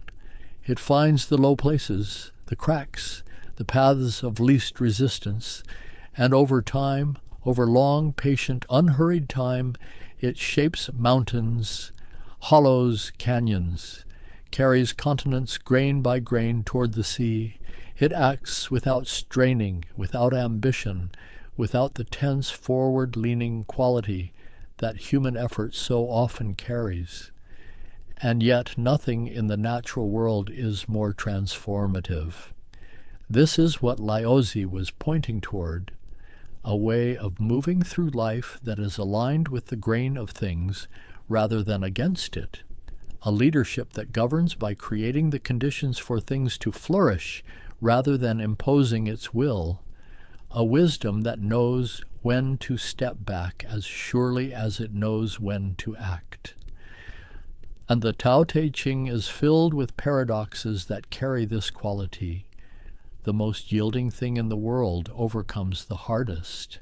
The sage accomplishes everything by doing nothing.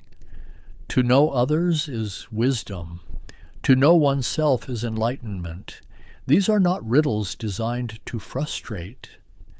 They are invitations to a different mode of understanding, one that loosens the grip of the analytical mind and opens something quieter and more spacious within. A generation or so after Laozi, another voice arose in China that would shape Eastern thought with equal, though very different, force. Confucius was born in the state of Lu in 551 BCE, in a period of profound political instability known as the Spring and Autumn period. The Zhou dynasty, which had once provided a framework of order and ritual for Chinese civilization, was fracturing. Rival states competed for power, old hierarchies were dissolving, and the question of how human beings ought to live together, how society ought to be organized, how rulers ought to govern, how individuals ought to treat one another, had become urgently, desperately practical. Where Laozi turned his gaze toward the ineffable ground of the cosmos, Confucius turned his gaze toward the human world, toward the intimate, everyday texture of relationships and responsibilities. He was not, by most accounts, a particularly lucky man. He spent much of his adult life seeking a position of influence from which he could put his ideas into practice, wandering from state to state with a group of devoted students, offering his counsel to rulers who would listen, moving on when they would not.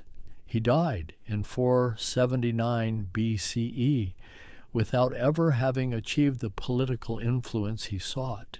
And yet his ideas outlasted every dynasty that dismissed him.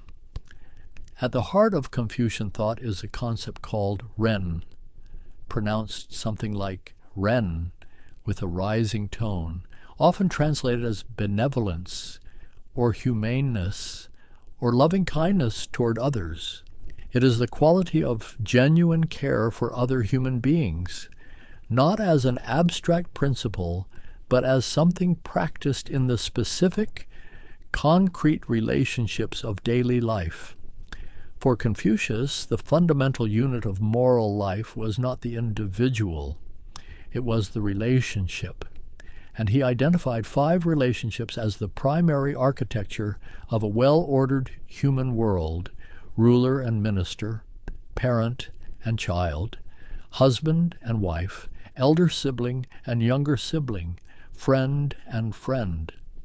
Each relationship, properly lived, was characterized by specific responsibilities and a quality of genuine care flowing in both directions.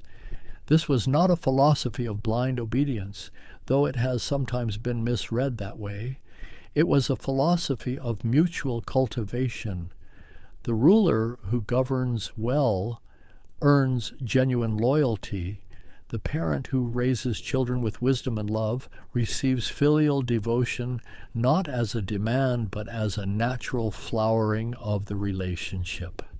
The friend who is truly present and honest cultivates the kind of friendship that steadies and deepens both lives.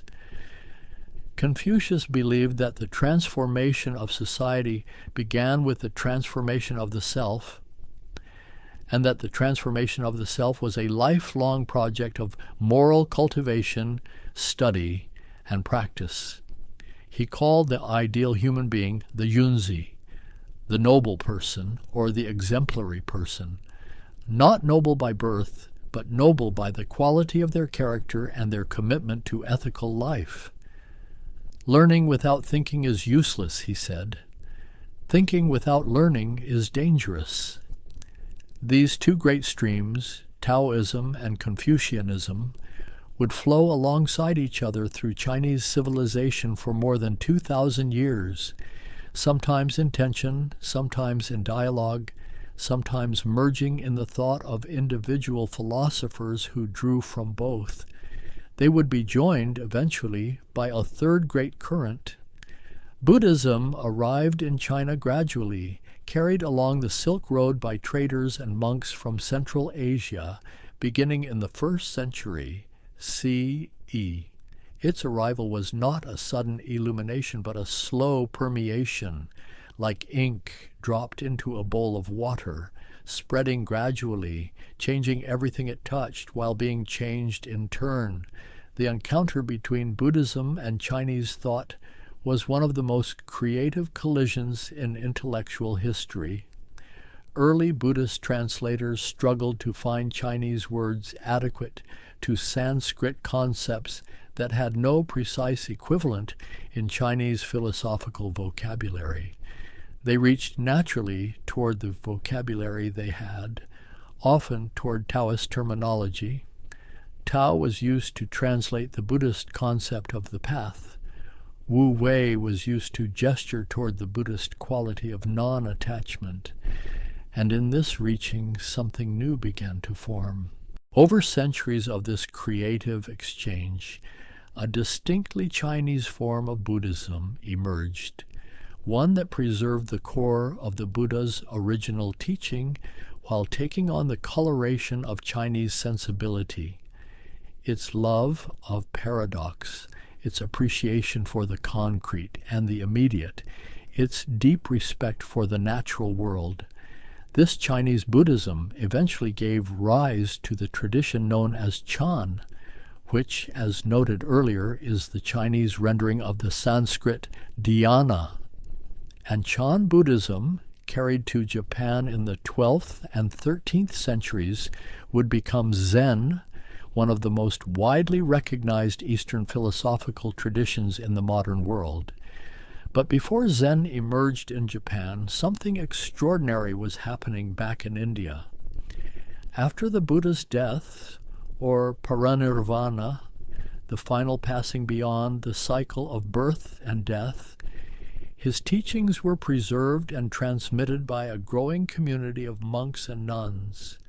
They were organized, memorized, debated, and eventually, centuries after his death, written down in the extraordinarily precise and beautiful language of Pali and later in Sanskrit. As the centuries passed, the Buddhist community began to fracture, not with animosity, but with the natural diversity of interpretation that any living tradition accumulates over time. Different schools developed different emphases, different philosophical orientations, different understandings of what liberation meant and how it was to be pursued. One of the most significant of these developments, which emerged gradually between approximately the 1st century BCE and the 1st century CE, was the movement that called itself the Mahayana, the Great Vehicle, or, in contrast to the earlier tradition, it respectfully disagreed with, a path wide enough to carry not just dedicated monastics, but all beings, everywhere, toward awakening.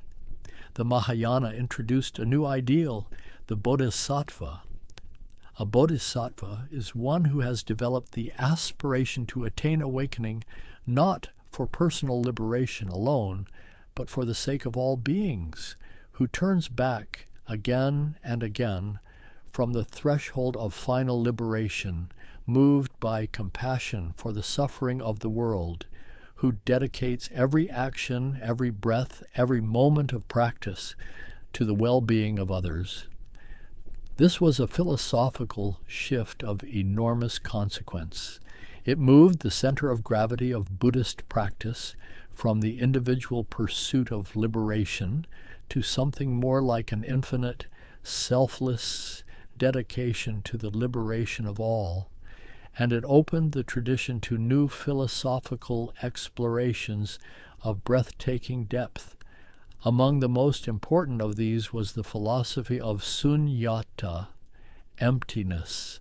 The great Mahayana philosopher Nagarjuna, who likely lived in the 2nd century CE, developed what became known as the Madhyamaka, the middle way philosophy, in a series of texts of such logical precision and philosophical daring that they remain studied and debated in Buddhist academic communities to this day. Nagarjuna's central argument was that all phenomena are empty of inherent existence. This does not mean that things do not exist. It means that they do not exist in the way we habitually assume they do, independently from their own side with solid, fixed, intrinsic natures. Instead, everything that exists, every person, every object, every moment, every thought, exists in dependence upon other things, arises in dependence upon causes and conditions, exists in dependence upon the parts that compose it, is identified in dependence upon the conceptual frameworks we bring to it. Nothing stands alone. Nothing is self-sufficient. Everything arises together in a web of mutual dependence so total and so intimate that the very distinction between self and other begins to soften at the edges. This concept, pratitya samutpada, dependent origination, was present in the earliest teachings of the Buddha, but Nagarjuna drew out its implications with a philosophical rigor that transformed it into one of the most sophisticated ontological frameworks ever developed. And then there is the philosopher who took Nagarjuna's insights and carried them in a different but equally profound direction. Vasubandhu, who lived in the 4th and 5th centuries CE, developed what is known as the Yogacara, the yoga practice school, sometimes also called the Vijnanavada, or consciousness-only school. Where Nagarjuna had established the emptiness of all phenomena, Vasubandhu turned his attention to the nature of consciousness itself. What we experience as the external world, he argued, is not separate from the mind that perceives it. It arises within consciousness, shaped by consciousness, inseparable from the act of knowing. This was not a claim that the physical world does not exist. It was a subtle and careful examination of the way in which our experience of any world is always already an experience of mind. These ideas rippled outward through Indian Buddhist thought for centuries inspiring schools and sub-schools, commentaries upon commentaries, meditative practices designed to bring these philosophical insights out of the realm of intellectual understanding and into the direct lived experience of the practitioner. Because this is crucial to understanding Eastern philosophy as a whole, it was never merely academic. The great Eastern traditions shared a conviction, stated in different vocabularies, expressed through different practices, but unmistakably consistent, that philosophy without practice is incomplete. That understanding, to be genuine, must be embodied. That knowing about the nature of mind is radically different from knowing the nature of mind through direct, sustained, disciplined attention. And so, alongside every philosophical text, there was always a corresponding practice. Alongside the Upanishads, there were the practices of yoga, not in the limited physical sense the word often carries today, but in the full and ancient sense of disciplined union, a systematic training of body, breath, and attention designed to bring the practitioner into direct contact with what the texts were pointing toward. The word yoga itself comes from a Sanskrit root meaning to yoke, to join, to bring together, and its original meaning was precisely this joining of individual consciousness with the vast luminous ground that the Upanishads called Brahman. It was a technology of awakening, as precise and as carefully developed as any technology the ancient world produced. The Yoga Sutras of Patanjali, composed perhaps in the 2nd century CE, though drawing on traditions far older, organized these practices into a coherent system of 8 limbs, ethical guidelines, physical postures, breath regulation, withdrawal of the senses, concentration, meditation, and finally samadhi, a state of absorption so complete that the boundary between the one who meditates and the object of meditation dissolves entirely.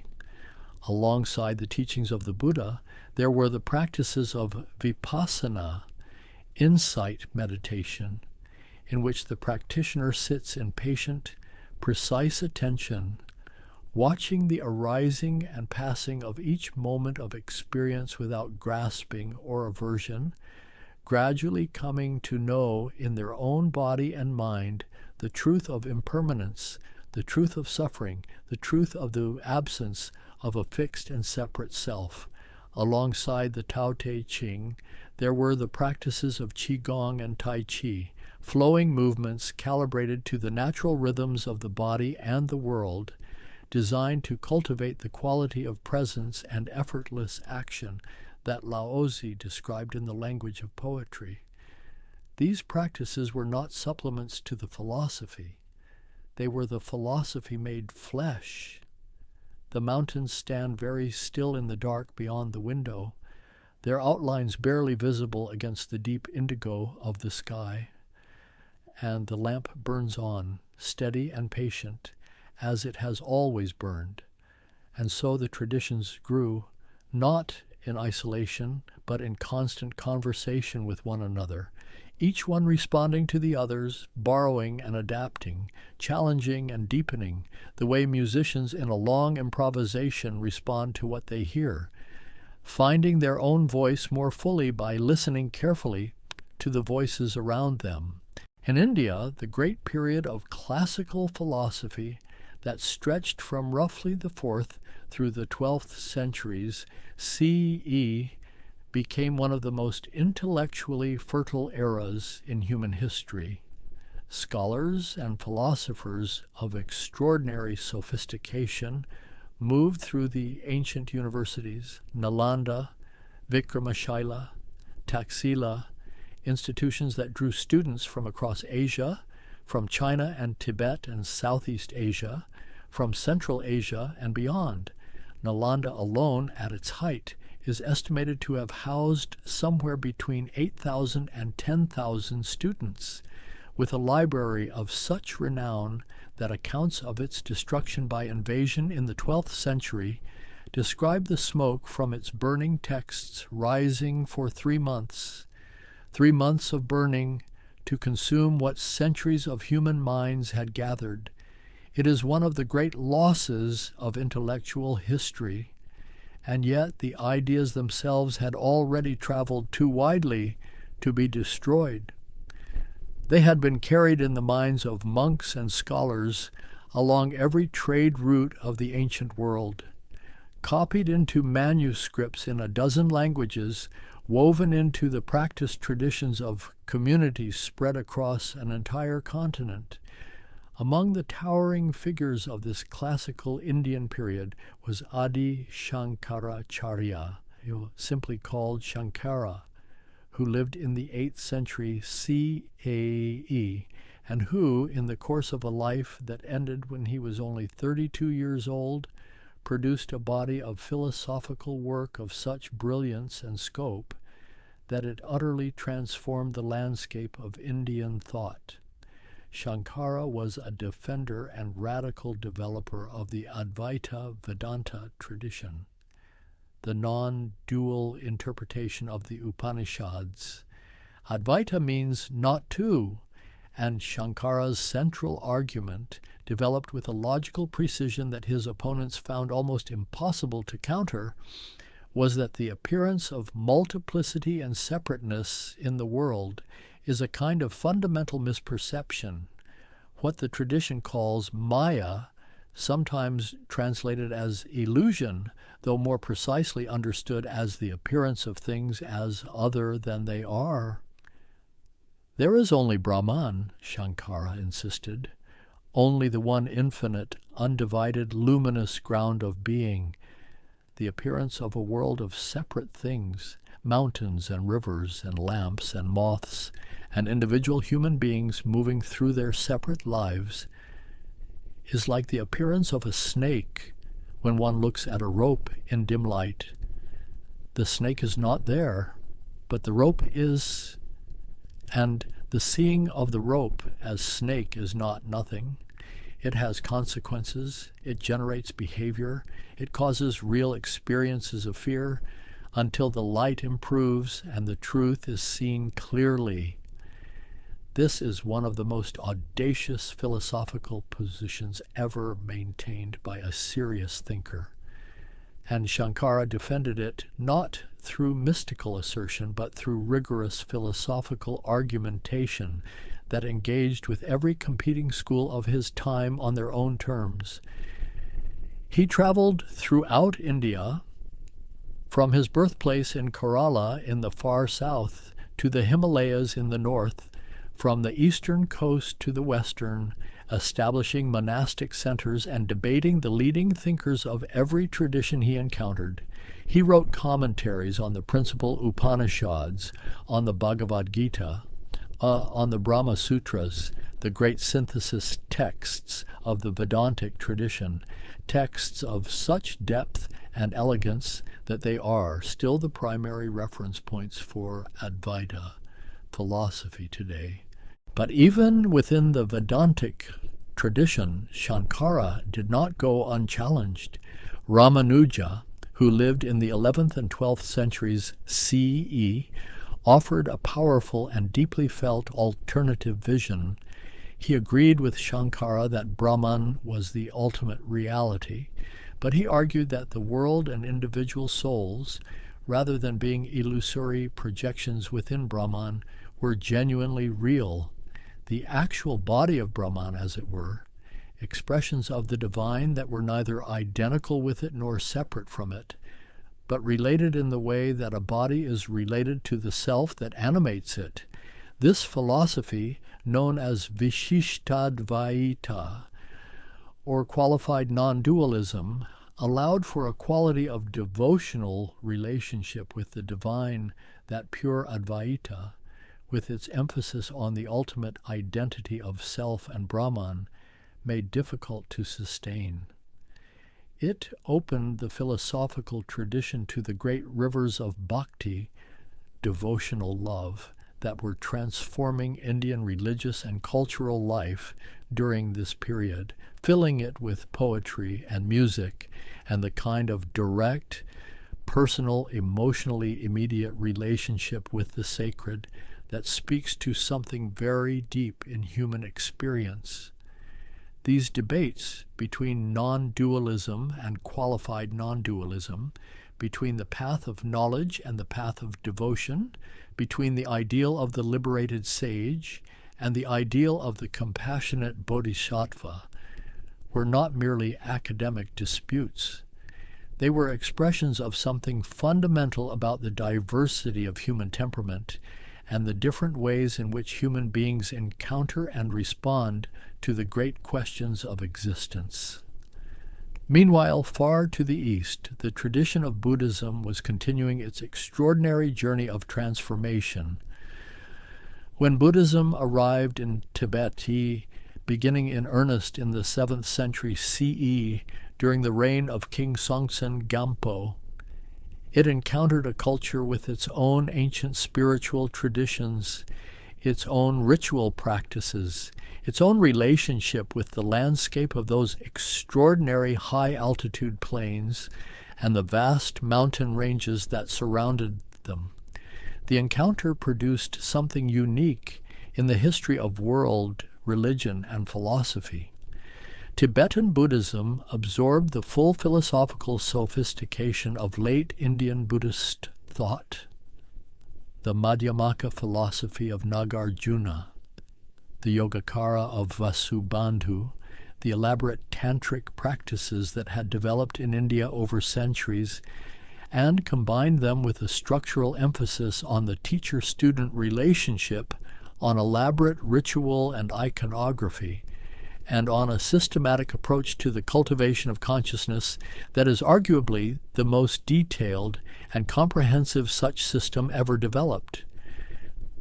The Tibetan tradition organized the path of awakening into a vast and intricate framework, preserving teachings that might otherwise have been lost when the great Indian universities were destroyed, translating an enormous body of Sanskrit texts into Tibetan with extraordinary care and precision, and developing original commentary and practice traditions of remarkable depth.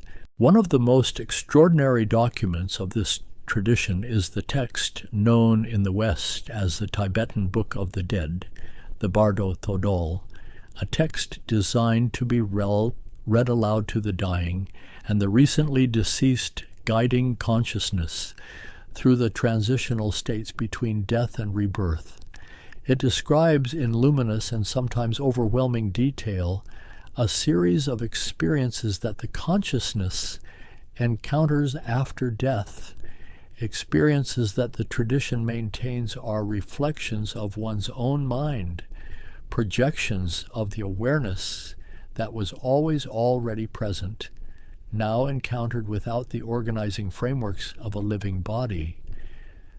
Whether one interprets this text literally or metaphorically, it is a document of extraordinary psychological insight, a map of states of consciousness so detailed and so carefully observed that modern researchers and psychologists have returned to it again and again, finding in its ancient framework something that resonates with contemporary understanding of the mind. In Japan, meanwhile, the tradition of Zen was developing in ways that were distinctly and beautifully Japanese. Zen arrived in Japan principally through two great teachers, Eisai, who established the Rinzai school in the late 12th century, and Dogen, who founded the Soto school in the early 13th century.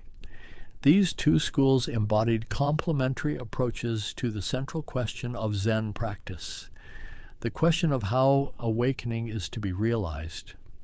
The Rinzai school placed great emphasis on the koan, a precisely crafted paradoxical question or statement given by a teacher to a student, designed to exhaust the conceptual mind and force an opening into a more direct mode of knowing. What is the sound of one hand clapping? What was your original face before your parents were born? These are not questions with answers.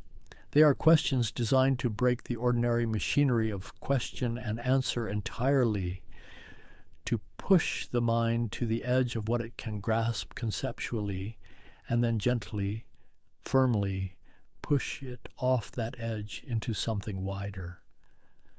The Soto school, associated with the profound and often deeply poetic writings of Dogen Zenji, placed its emphasis on shikantaza, simply sitting, the practice of seated meditation as itself the complete expression of awakening, not as a means to some future state, but as the immediate, full, unconditional presence of mind meeting the present moment. Dogen's great philosophical work, the Shobo Genzo, or Treasury of the True Dharma I, is one of the most original and demanding philosophical texts in the Buddhist tradition, written in a Japanese so compressed and paradoxical that it has challenged translators and commentators for 8 centuries. In it, Dogen explores questions of time, being, language, and consciousness, with an intimacy and precision that feels simultaneously ancient and startlingly modern. To study the self, he wrote, is to forget the self. To forget the self is to be actualized by the 10,000 things. These words have been sitting in the world for nearly 8 centuries now, and they have not grown old. As the centuries continued to turn, the great Eastern traditions began to encounter, sometimes with curiosity, sometimes with difficulty, the expanding presence of Western civilization. Trade routes brought not only goods but ideas. Missionaries carried their own philosophical and theological frameworks into conversations with Confucian scholars and Hindu pandits, and Buddhist monks who had their own frameworks of equal or greater sophistication. Colonial powers reorganized ancient societies in ways that disrupted traditional structures of learning and practice. And yet the traditions endured, adapted, found new forms. In the 19th century, a remarkable series of figures emerged who began the work of reintroducing Eastern philosophy to its own people in forms suited to the contemporary world, while simultaneously opening a dialogue with the West that would prove transformative for both. Swami Vivekananda, a young Bengali monk, a direct disciple of the great mystic Ramakrishna, arrived at the Parliament of the World's Religions in Chicago in 1893 and addressed the assembled delegates with a greeting that began "Sisters and Brothers of America," and drew a standing ovation before he had said anything else. What he went on to say was a passionate, brilliant, deeply informed presentation of Vedantic philosophy, arguing not for the superiority of any tradition over any other, but for the recognition of a unity underlying all spiritual paths, a recognition that the different traditions of the world were not contradictions of one another, but different languages attempting to speak the same ultimate truth.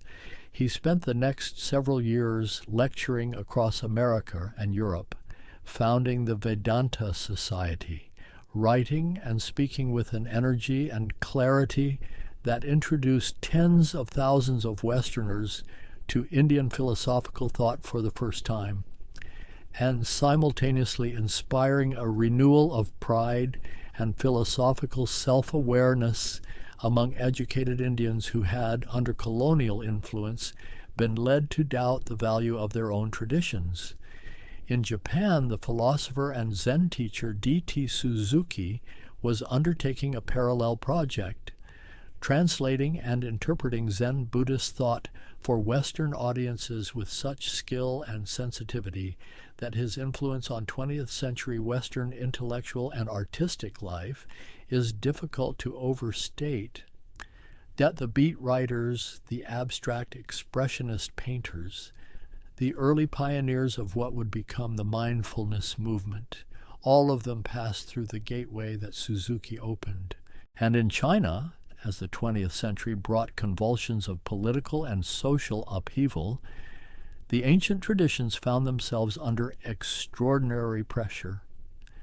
Confucian thought, which had organized Chinese social and political life for 2,000 years, was challenged and in some periods actively suppressed.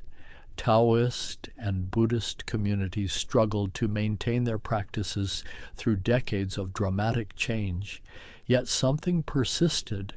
Something in these traditions proved again and again to be more resilient than the political circumstances that surrounded them, because they had always been, at their deepest level, about something that no external circumstance could finally reach.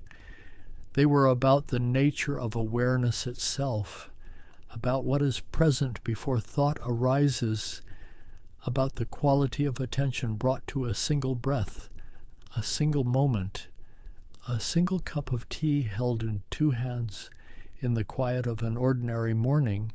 And it is perhaps here, in this recognition of what these traditions were really pointing toward, that the historical narrative gently opens into something larger and more interior, because the story of Eastern philosophy is not only a story about the past, it is a story about what happens when a human mind grows quiet enough to notice what was always already present. The lamp in the window does not try to illuminate anything. It simply burns, and the light goes where it will. There is something that all of these traditions, in their different vocabularies and different cultural clothing, seem to agree upon. Something so simple that it is easy to pass over, the way one might walk past a small wildflower growing in the crack of an ancient stone wall without noticing the extraordinary fact of its existence. The ordinary mind, the mind as it usually operates, moving from thought to thought, pulled by desire and pushed by aversion, narrating and judging and planning and remembering, is not the whole of what we are. Beneath it or within it, or perhaps more accurately as its very ground, there is something else. The Upanishads called it the witness, the pure awareness that observes all experience without being caught by any of it, the silence within which all sounds arise and into which they finally dissolve. The Buddha pointed toward it when he described the mind of a fully awakened being, not a mind emptied of experience, but a mind so fully present to experience that nothing sticks to it, the way water does not cling to the lotus leaf. Laozi gestured toward it with his image of the Tao, the nameless, the ungraspable, the presence that is somehow more intimate than anything we could name or reach toward. Dogen pointed at it when he wrote of simply sitting, not sitting in order to achieve something, but sitting as the complete expression of what is already the case. What is remarkable is not that these traditions arrived at similar insights. What is remarkable is the diversity of paths they found to the same clearing. Some paths moved through rigorous philosophical reasoning, through the kind of careful, sustained logical analysis that dismantles false assumptions one by one, the way a sculptor removes everything that is not the figure within the stone. Nagarjuna's Madhyamaka philosophy is perhaps the supreme example of this, a philosophical method so precise that it has been compared by contemporary philosophers to the most rigorous analytical traditions of the Western Academy. And yet its destination was not a conclusion, but a dissolution, the falling away of the very conceptual frameworks through which reality had been filtered. Other paths moved through devotion, through the cultivated opening of the heart towards something larger than itself. The great bhakti poets of medieval India, Mirabai, Kabir, Tukaram, wrote verses of such raw emotional intensity, such unguarded longing and love, that reading them even today feels like standing too close to a fire. They were not interested in philosophical argument. They were interested in burning. Mirabai, the 16th century Rajput princess who abandoned her royal life to wander as a devotee of Krishna, wrote in a voice of such complete surrender that her poems have been sung by ordinary people in Indian villages for 5 centuries. She did not care about doctrinal correctness or philosophical precision. She cared about the direct experience of love so complete that the boundary between lover and beloved disappeared. This, too, is Eastern philosophy. The fire and the flower and the rigorous argument and the paradoxical koan are all instruments playing in the same vast ensemble. There is a concept in Japanese aesthetics closely related to the Zen tradition called wabi-sabi. It points toward a quality of beauty that is found not in perfection or permanence, but in imperfection and transience. In the rough glaze of an imperfectly fired tea bowl, in the asymmetry of a garden stone, in the single branch of plum blossom against an empty winter sky.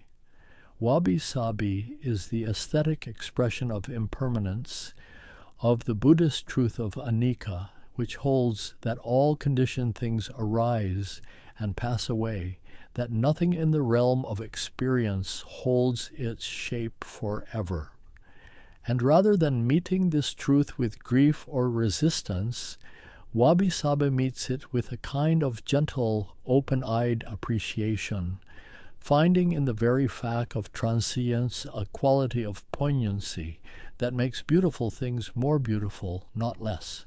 The Japanese poet Matsuo Basho, the great 17th century master of haiku, gave this quality its most perfect expression in a poem so short it can be held in a single breath. An old silent pond. A frog jumps into the pond. Splash. Silence again. 17 syllables. And within them, somehow, the whole of it. The stillness that exists before and after the brief eruption of sound, the way any moment of experience arises within a larger quietness that it does not disturb, only briefly touches, the impermanence of the splash against the permanence of the water, the presence required to notice all of this in the first place.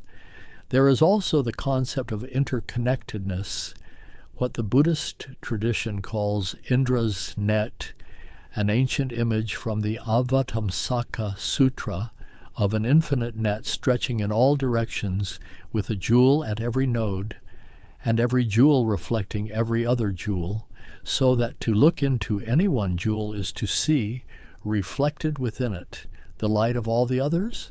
This image was composed perhaps 15 centuries ago, and yet it describes with breathtaking accuracy something that contemporary physics and ecology and systems theory are only beginning to articulate in their own languages. That reality is not a collection of separate things interacting from outside each other, but a seamless web of mutual arising in which the identity of each element is constituted by its relationships with all the others. The ecologist sees this in the forest. The physicist sees it in the behavior of entangled particles. The meditator sees it in the quiet observation of a single breath, noticing that this breath is made of air that has been breathed by countless other beings, that the oxygen entering the blood with each inhalation is the gift of ancient forests and ocean algae, that the boundary of the body is less a wall than a membrane, a place of constant exchange rather than separation.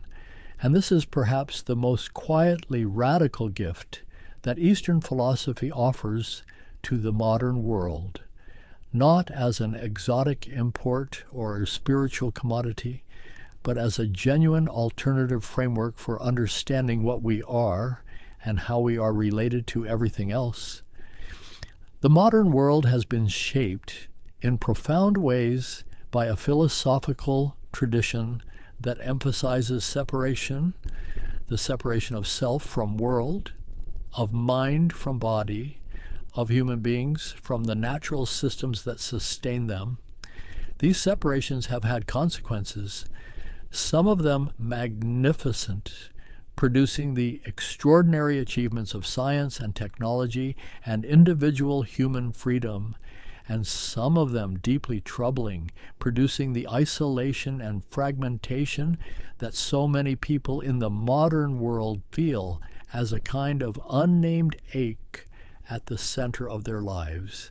Eastern philosophy does not offer a simple cure for this ache. It does not offer simple cures for anything. It offers instead a different way of looking, a looking that begins with the willingness to sit quietly with what is actually present, without immediately reaching to change or fix or explain it. And in that sitting, something begins to shift. Very slowly, the way the sky shifts from deep indigo toward the first pale intimation of dawn, not dramatically, not all at once, but continuously, patiently, in a direction that cannot be reversed. The mountains that have been watching through the window all this time have not moved. They will not move.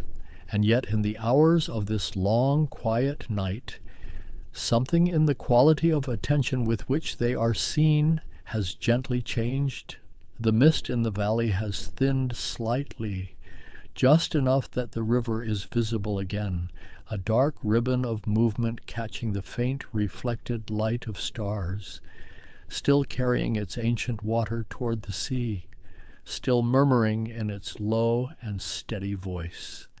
The lamp in the window has burned steadily through all of it, through the Vedic hymns and the Upanishadic dialogues and the night beneath the Bodhi tree, through the 81 paradoxes of the Tao Te Ching and the ethical conversations of Confucius on the dusty roads of the Zhou Kingdom, through the burning library of Nalanda and the translation chambers of Tibetan monasteries and the silent halls where Zen students sat through long winter nights with their impossible questions.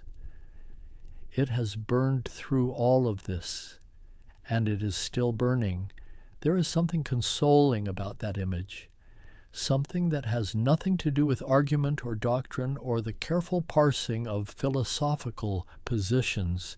It is simply the fact of a flame that persists. In the Zen tradition, there is a phrase, tathata. It means suchness or thusness, the simple, bare, unadorned fact of things as they are, before interpretation overlays them, before the mind reaches to categorize and explain. The raw presence of this moment, exactly as it is, needing nothing added and nothing taken away. Tathata is not a state to be achieved. It is not a reward for correct philosophical understanding or diligent meditation practice. It is what is already the case, already fully present. In every moment, the way the sky is already fully present, whether or not we look up at it, whether or not we know the word for sky, whether or not we understand anything at all about the physics of light and atmosphere that makes it appear as it does.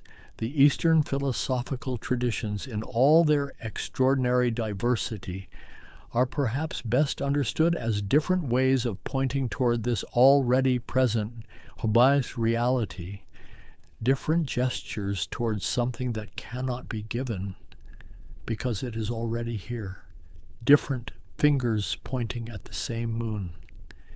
and the moon does not mind how many fingers point at it. It simply shines. The night has grown very deep now. The mountains are still. The mist in the valley drifts in slow, unhurried arabesques, following some current of air too gentle to be called wind. The river moves on below it, faithful and untroubled, as it has moved for longer than any human tradition can remember. The lamp in the window has burned down somewhat, its flame a little lower, a little softer, casting a warmer and more intimate light on the stone walls of the room where all these ideas have been gathered tonight. Somewhere in the distance, very far away, or perhaps very close, a single bell sounds, the kind of bell that is struck once and then allowed to ring until the sound decides for itself when to stop, and the sound goes out into the night like a breath, like a question that has learned not to insist on an answer, spreading in gentle rings through the dark air until it becomes indistinguishable from the silence around it. This is the gift these traditions offer, not certainty, not a fixed map of the cosmos or a guaranteed path to happiness, but something more intimate and more durable than either of those things, the gift of a quality of attention, a willingness to be present to what is actually here, to sit with the not knowing long enough for something to clarify on its own terms, in its own time, in the way that stars clarify out of the darkening sky as the last light of evening fades, not appearing from nowhere, but becoming visible as the conditions for seeing them come gradually into place. The Vedas are still singing somewhere, their ancient syllables moving through time the way light moves through dark water, slowly, changing direction, losing none of its essential nature. The Buddha is still sitting beneath his tree, or rather the quality of attention he embodied is still available, present in this moment and the next, needing only the willingness to notice it. Laozi's river is still finding the low places, still shaping its patient way through stone, still arriving without effort at the sea. And somewhere in the quietness between thoughts, in the space that is always there, however briefly glimpsed, something is present that has no name in any language and needs none. The lamp grows softer. The mountains breathe their slow and ancient breath. The river moves on, and the night holds everything gently in its vast and patient arms, neither grasping nor releasing, simply here, simply this, simply so. I step into the quiet space between the ancient stones, where the area itself seems to carry the weight of 1,000 generations. There is something profound in the way human beings reach toward meaning, the way we have always sought patterns in the cosmos and answers to questions that emerge in the deepest hours of contemplation. For as long as we have gazed at stars, we have wondered. The great religions of the world are not simply collections of beliefs. They are living rivers, each one flowing through centuries, carrying stories and practices, customs and devotions from distant origins toward shores we cannot yet see. Tonight, I find myself wandering through this vast landscape of human longing, moving softly through temples and texts, rituals and revelations, not as a pilgrim seeking conversion, but as someone who simply wishes to witness, to understand the contours of these paths that billions have walked before. There is a hillside somewhere in my imagination, and from this vantage point, I can see the way these traditions have shaped the world, the way they have carved meaning into the raw stone of existence, giving structure to joy and sorrow, birth and death, offering frameworks for the fundamental questions that rise in every human heart. The moonlight falls differently here, illuminating fragments of history, moments when individuals stood at crossroads and chose, when communities formed around shared understanding, when words were spoken that would echo through millennia. I think of the earliest humans, gathering around fires in the darkness, their faces turned toward flame and shadow, already asking why, already sensing something beyond the visible, beyond the tangible. In those circles, before writing, before cities, before empires, the seeds of what would become the great religions were already germinating in human consciousness. From the steppes of Central Asia to the river valleys of the Indus and the Nile, from the deserts of Arabia to the terraced mountains of East Asia, different peoples in different times began to crystallize their wonder into systems, their intuitions into practices, their encounters with the numinous into traditions that would guide their descendants. These traditions would grow, branch, merge, and diverge. They would inspire art of breathtaking beauty and architecture that defies imagination. They would spark both profound compassion and devastating conflict, motivate saints and scholars, mystics and merchants. They would shape law codes and ethical systems, influence philosophy and science, permeate music and literature, and touch nearly every aspect of human culture. But here, in this quiet hour, I am not concerned with grand historical movements or theological debates. I am simply tracing the threads, following the paths, listening to the whispers of meaning that have sustained humanity across the ages. I see a monastery perched on a cliff face, its walls ochre in the fading light. Prayer flags flutter in the mountain wind, carrying intentions into the infinite sky.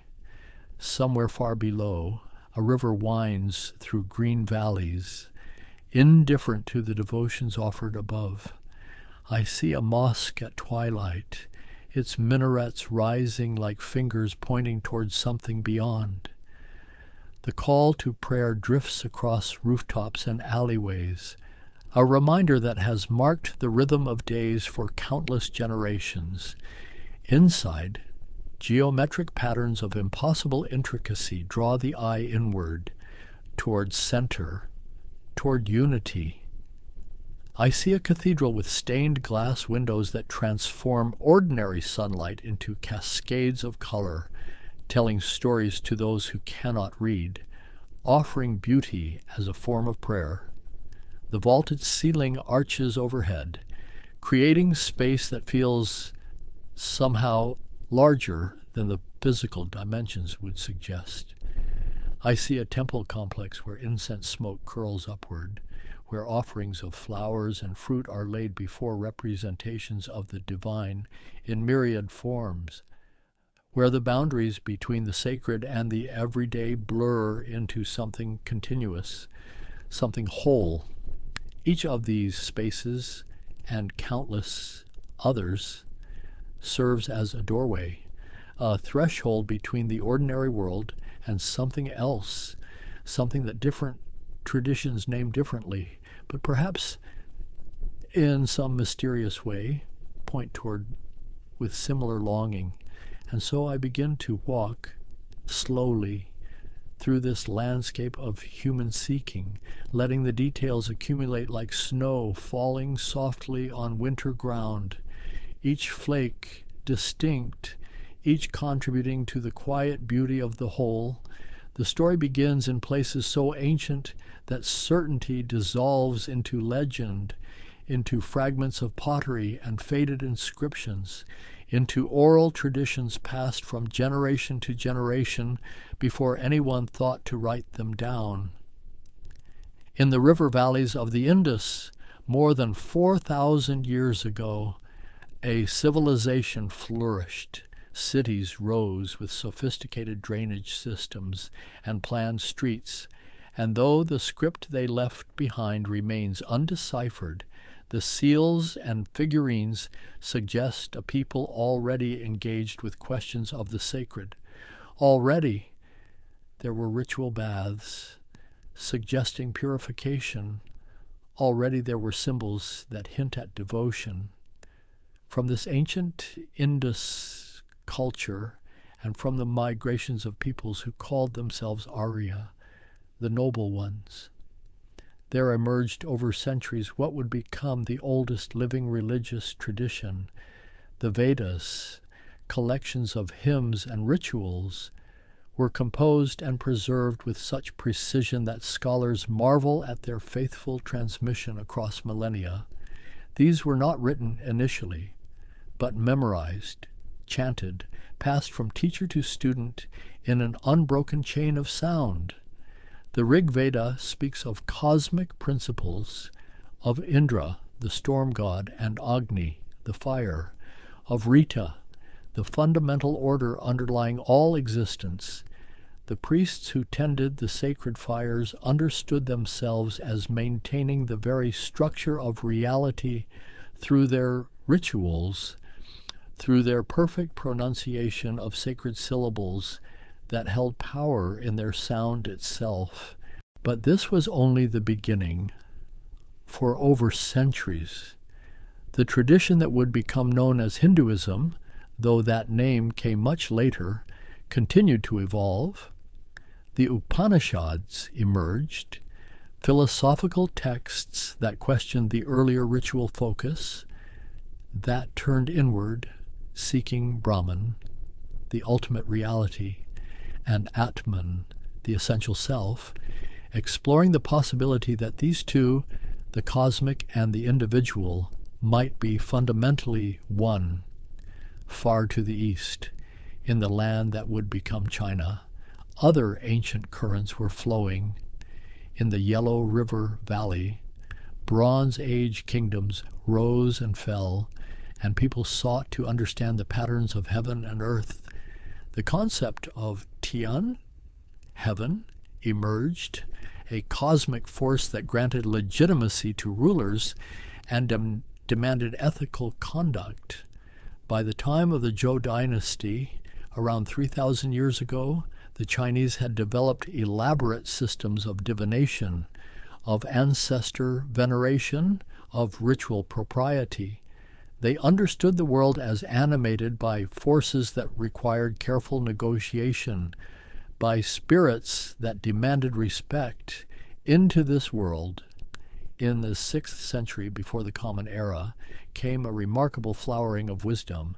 In China, a scholar named Kong Fuzi, known to the West as Confucius, gathered students and taught a path of ethical cultivation. He spoke of Ren, humaneness, of Lai, ritual propriety, of the importance of education and self-cultivation in creating a harmonious society.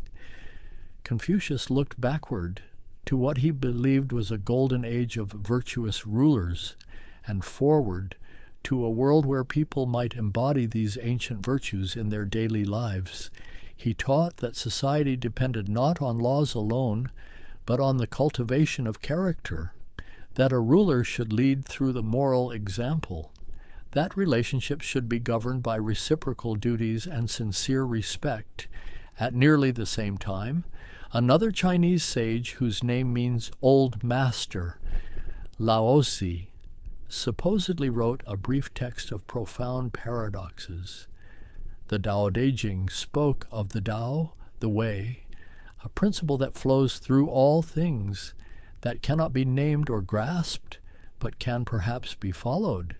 It advocated Wu Wei, effortless action, alignment with natural patterns rather than forceful intervention, where Confucius emphasized social harmony through proper conduct. Taoism pointed toward spontaneity, toward the wisdom of water that flows around obstacles, toward the strength found in yielding. The two traditions would coexist in Chinese culture, complementary rather than contradictory, offering different lenses through which to view existence. But perhaps the most significant birth in that remarkable 6th century occurred in the foothills of the Himalayas, where a prince named Siddhartha Gautama sat beneath a tree and vowed not to rise until he understood the nature of suffering and its cessation. Siddhartha had been raised in luxury, protected from the harsh realities of life. But when he finally encountered old age, sickness, and death, he was shaken to his core. He renounced his princely life, became an ascetic, practiced severe austerities, and nearly died from self-mortification. Finally, realizing that neither indulgence nor extreme asceticism led to liberation, he sat in meditation beneath what would become known as the Bodhi tree.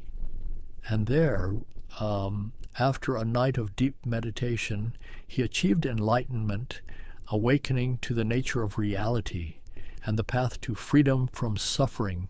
The Buddha, the awakened one, spent the remaining 45 years of his life teaching what he had discovered: the Four Noble Truths, that suffering exists, that it has a cause, that it can cease, and that there is a path to its cessation, the Eightfold Path: right understanding, right intention, right speech, right action, right livelihood, right effort, right mindfulness, right concentration. His teaching spread through India, attracting monks and lay people, kings and merchants. It offered a path that did not depend on the Vedic rituals, that did not require a priestly class, that emphasized personal practice and direct experience. Monasteries formed.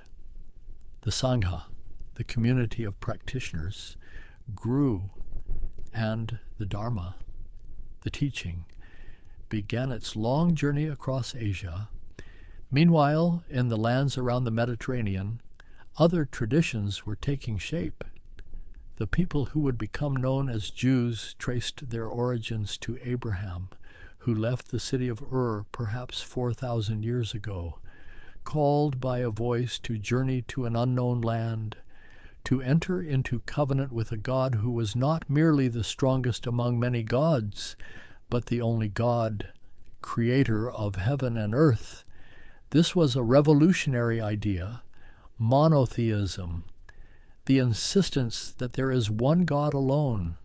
Through the stories of the patriarchs, through the Exodus from Egypt under Moses, through the giving of the Torah at Mount Sinai, the Jewish people developed an identity bound to this covenant, to a law that governed every aspect of life, to a land promised to them, to a sense of being chosen for a particular purpose in history. The prophets arose, speaking with fierce moral clarity, demanding justice, condemning empty ritual divorced from ethical action, insisting that God desired mercy and righteousness more than burnt offerings. Isaiah and Jeremiah, Amos and Hosea. Their words burned with passion for a society that reflected divine justice. Even when the temple was destroyed and the people exiled to Babylon, the tradition adapted, survived, deepened. The rabbis began the work of interpretation that would continue for millennia, developing the Talmud, exploring the infinite applications of Torah to daily life, creating a portable religion that could survive without a temple, without a land, sustained by text and practice and community. In Persia, a prophet named Zarathustra, or Zoroaster, preached a cosmic dualism, a universe where the forces of good and evil were locked in struggle, where humans had free will to choose which side they would support. This ancient Persian faith would influence later traditions. its ideas seeping into Jewish apocalyptic thought, into early Christian concepts of heaven and hell, of final judgment and resurrection. As centuries passed, these traditions grew and changed. Buddhism split into different schools, the Theravada, the way of the elders, preserving what it saw as the original teachings, and the Mahayana, this great vehicle, which developed new scriptures and emphasized the bodhisattva ideal, the being who postpones final liberation to help all sentient beings achieve freedom. In China, Buddhism encountered Confucianism and Taoism, and the collision produced new forms, Chan Buddhism, which would travel to Japan and become Zen, emphasized direct experience, meditation, and the possibility of sudden awakening. It spoke in paradoxes, in koans that short-circuited logical thinking, pointing directly to the nature of mind. Hinduism, too, was evolving. The great epics were taking shape. The Mahabharata, with its jewel, the Bhagavad Gita, where the god Krishna counseled the warrior Arjuna on duty and devotion, the Ramayana with its tales of dharma and exile. These stories would shape Indian culture for millennia, providing models of proper conduct, exploring the tensions between duty and desire, justice and mercy. Devotional movements emerged, bhakti, emphasizing love and surrender to personal deities, Shiva, Vishnu, the goddess, in her many forms. The temple became a place where the divine could be approached through sight, through darshan, where offerings and rituals created relationship between the human and the sacred. And then, in the 1st century of the Common Era, in the Roman province of Judea, a Jewish teacher named Jesus gathered followers and proclaimed the coming of God's kingdom. His teachings emphasized love, forgiveness, compassion for the marginalized. He challenged religious authorities, ate with outcasts, and spoke of a God whose love extended beyond the boundaries of the chosen people. His crucifixion by the Romans seemed to end his movement, but his followers proclaimed that he had risen from death, that he was the Messiah, the Christ, the Anointed One, that through his death and resurrection, humanity could be reconciled to God, freed from the power of sin and death. This message spread rapidly through the Roman Empire.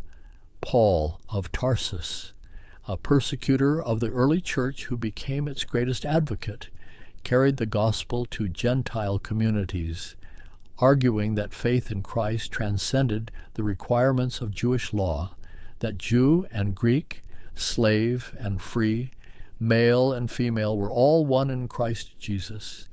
Christianity grew despite periodic persecutions, or perhaps because of them. The blood of martyrs became seed. Communities formed, developed structures and creeds, argued over the nature of Christ, fully divine or fully human or somehow mysteriously both. These debates would lead to councils, to the formulation of orthodox doctrine, to splits between East and West, between those who accepted the Council of Chalcedon and those who did not.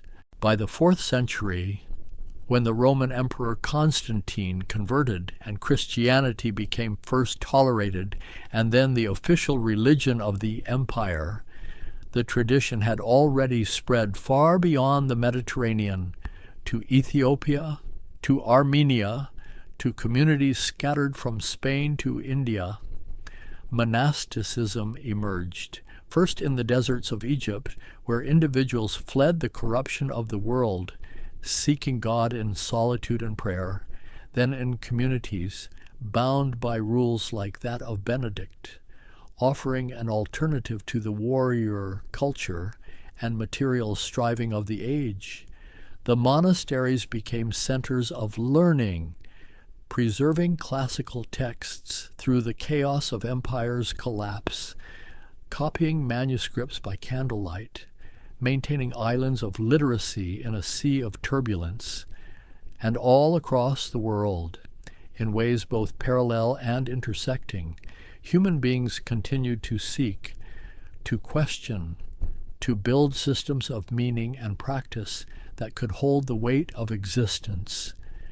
The great religions were finding their forms, establishing their scriptures and rituals, their communities and institutions, not yet knowing how they would collide and combine in centuries to come.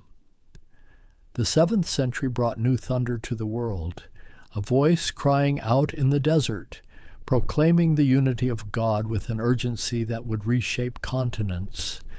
In the city of Mecca, in the Arabian Peninsula, a merchant named Muhammad began to receive revelations, visions that came to him in a cave on Mount Hira, where the angel Jibril commanded him to recite. At first he doubted, feared he was going mad, but his wife Khadijah believed in him, and the revelations continued, pouring forth in Arabic of stunning beauty, words that would be collected into the Quran. The recitation, the message was clear and uncompromising. There is no God but God, Allah, the same God worshipped by Jews and Christians. But the final revelation had come. Muhammad was the seal of the prophets, and humanity must submit, Islam, to the divine will. The Quran spoke of earlier prophets, Abraham and Moses, Jesus, whom it honored as a prophet, though not as divine. It called for social justice, for care of orphans and widows, for the redistribution of wealth through charity, for the dignity of all before God. But in Mecca, where the powerful profited from polytheism and pilgrimage to the Kaaba, this message threatened the established order. Muhammad and his followers faced persecution, ridicule, economic boycott. Finally, in the year 622 of the Common Era, they made the Hijra, the migration to Medina, and this journey became year 1 of the Islamic calendar. The moment when the community of believers established itself as a social and political reality.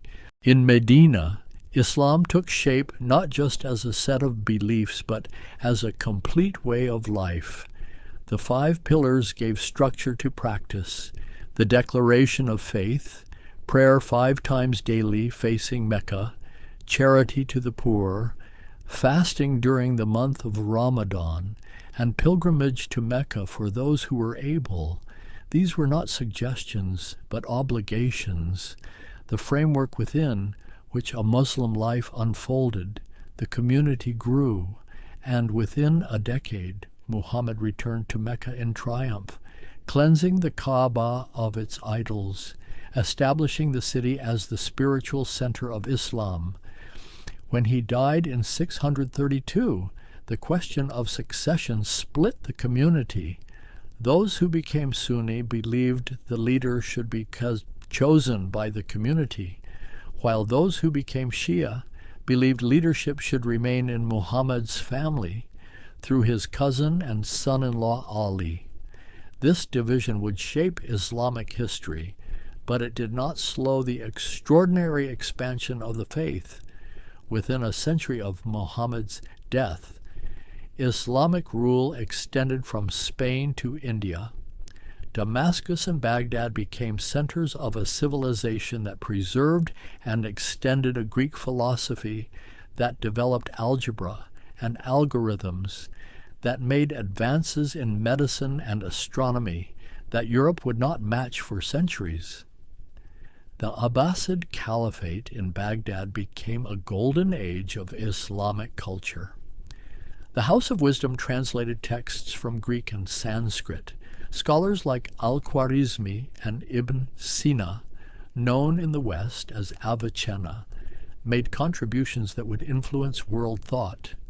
Poets crafted verses of exquisite beauty, Architects created spaces where geometry became a form of devotion, where the impossibility of depicting God led to abstract patterns of infinite complexity. Sufism emerged, the mystical dimension of Islam, seeking direct experience of the divine through practices of remembrance, dhikr, and meditation. Rumi in Persia wrote poetry that spoke of divine love with an intensity that transcended doctrinal boundaries. The whirling dervishes spun themselves into states of ecstatic union. Sufi orders spread across the Islamic world, each with its own practices, its own lineages of teachers and students. Meanwhile, far to the east, other developments were unfolding. In India, devotional Hinduism was reaching new heights of expression. The poet saints sang in the vernacular languages, bypassing Sanskrit and the Brahmin priesthood, making the sacred accessible to all. Mirabai wrote of her love for Krishna with such passion that her songs are still sung centuries later. Kabir wove together Hindu and Muslim mystical insights, proclaiming a God beyond all names and forms. Buddhism in India was beginning to decline, absorbed back into the Hindu synthesis that characterized Indian spirituality, but it was flourishing across Asia. In Tibet, it merged with the indigenous Bon religion to create a unique form, Tibetan Buddhism, with its elaborate visualizations, its pantheon of Buddhas and Bodhisattvas, its recognition of reincarnated lamas who carried teachings from lifetime to lifetime. The Dalai Lama institution emerged, spiritual and temporal ruler of Tibet, believed to be the incarnation of Avalokiteshvara, the Bodhisattva of compassion.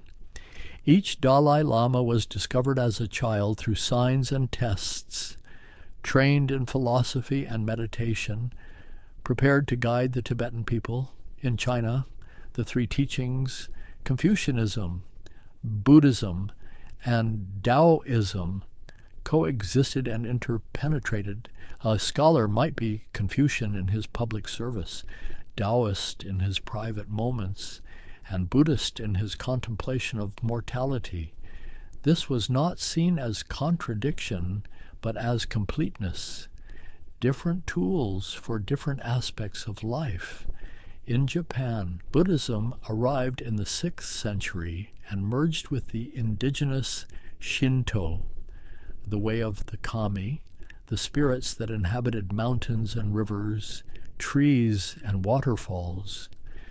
The result was a uniquely Japanese spiritual aesthetic, where the Buddha nature could be glimpsed in cherry blossoms, where enlightenment might come through the tea ceremony or the arrangement of flowers, where the transience of all things mono no aware became a path to wisdom.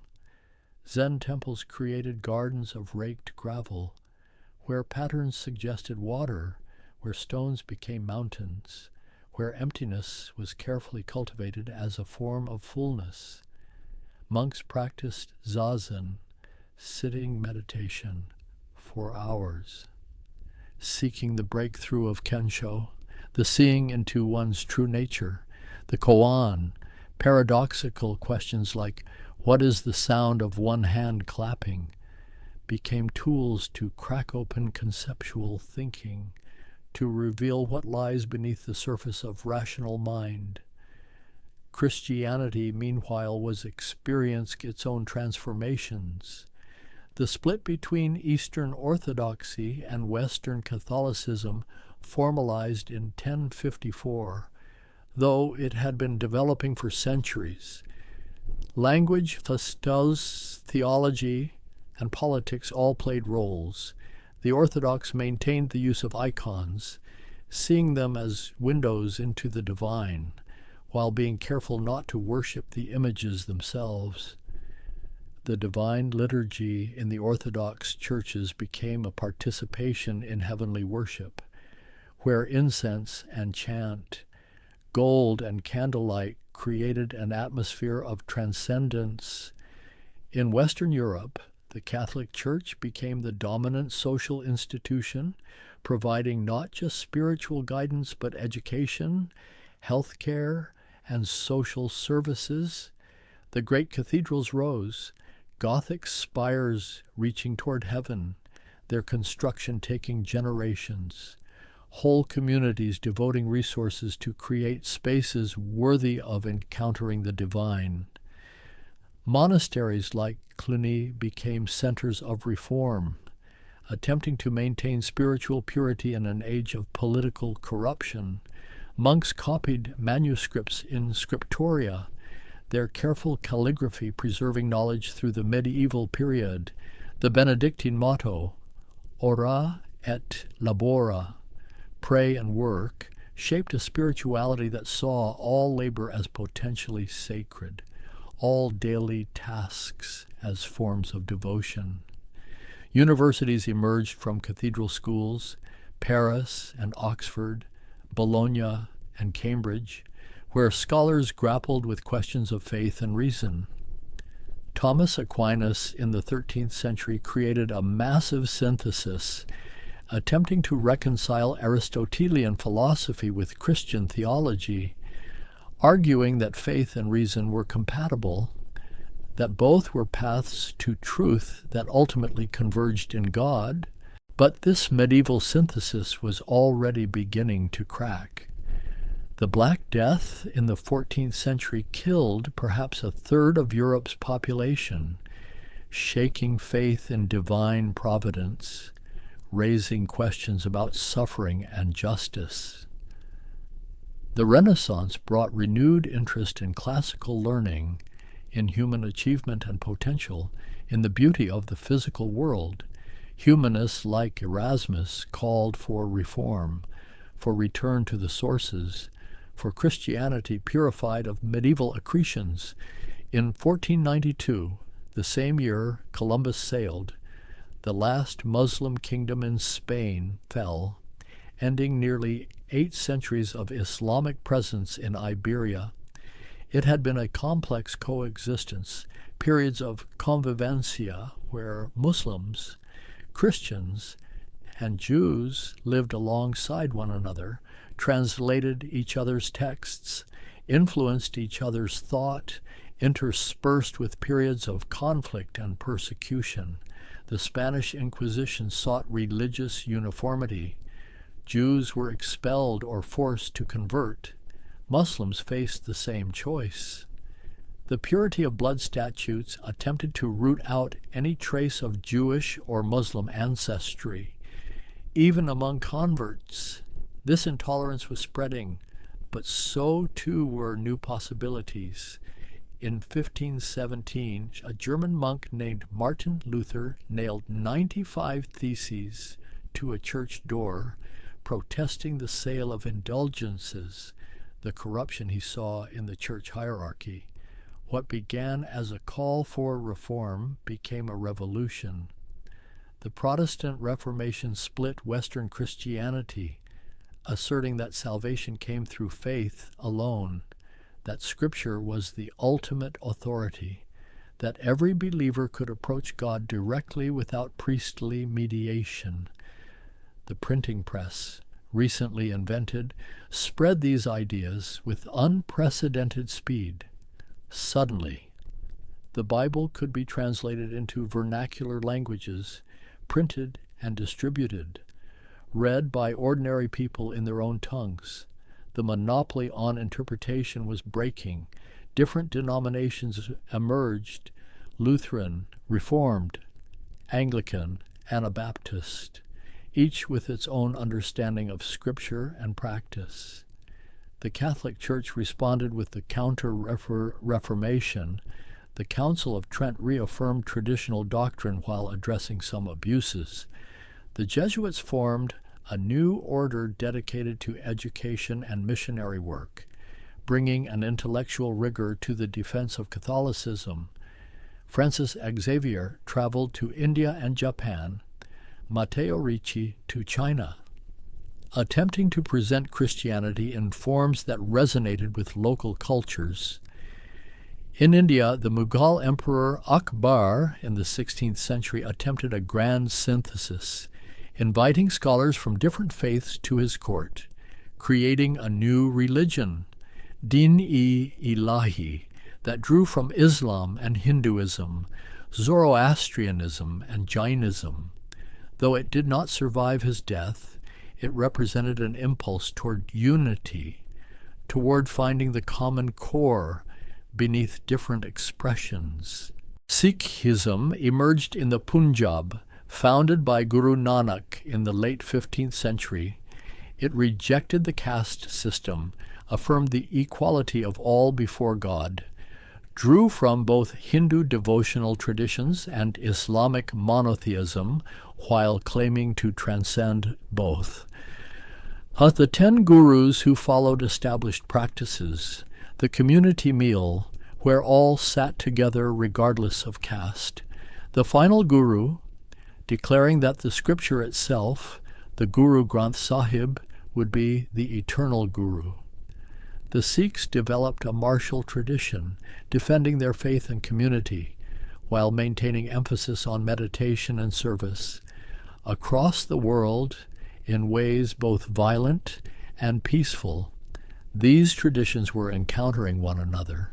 Sometimes the meeting was catastrophic, as when European colonizers brought Christianity to the Americas, to Africa, often destroying indigenous traditions in the process, or when Islam spread through Southeast Asia, sometimes through conquest, sometimes through merchant networks and Sufi teachers, but always, underneath the political and military conflicts, there were individuals seeking truth, communities practicing devotion, mystics touching something beyond words, and the great religions continued to evolve, to adapt, to speak to the deepest human needs in ever-changing contexts. The age of reason and revolution brought new challenges to religious authority. Copernicus and Galileo had already displaced Earth from the center of the cosmos. Now Newton revealed a universe governed by mathematical laws, by forces that operated with clockwork precision. The question arose, was there still room for God in a world explained by science? Some found a middle path, deism, believing in a creator who set the universe in motion but did not intervene in its operation. Others, the atheists and materialists, dispensed with the divine altogether, arguing that matter and energy, cause and effect, were sufficient to explain all phenomena. The French Revolution attempted to replace Christianity with a cult of reason, crowning a dancer as the goddess of reason in Notre Dame's cathedral, though the experiment proved short-lived. Yet even as some intellectuals questioned faith, religious movements were stirring among common people. In England and America, the Methodist revival brought emotional intensity to Protestant practice. John Wesley rode thousands of miles on horseback, preaching to miners and factory workers, to those left behind by the established churches. His emphasis on personal conversion, on the witness of the Holy Spirit in the heart, sparked a movement that spread across the Atlantic. The Great Awakenings in America, first in the 18th century, then again in the 19th, brought waves of religious enthusiasm. Camp meetings lasted for days, with preaching and singing, conversions and ecstatic experiences. New denominations formed, Baptists and Pentecostals, Adventists and holiness movements, each with their own interpretations of Scripture, their own practices and emphases. In India, under British colonial rule, Hinduism was encountering Western ideas and Christian missionary activity. Reform movements emerged, Raja Ram Mohan Roy founded the Brahmo Samaj, attempting to purge Hinduism of what he saw as superstition and social evils like widow burning, while affirming its essential monotheism.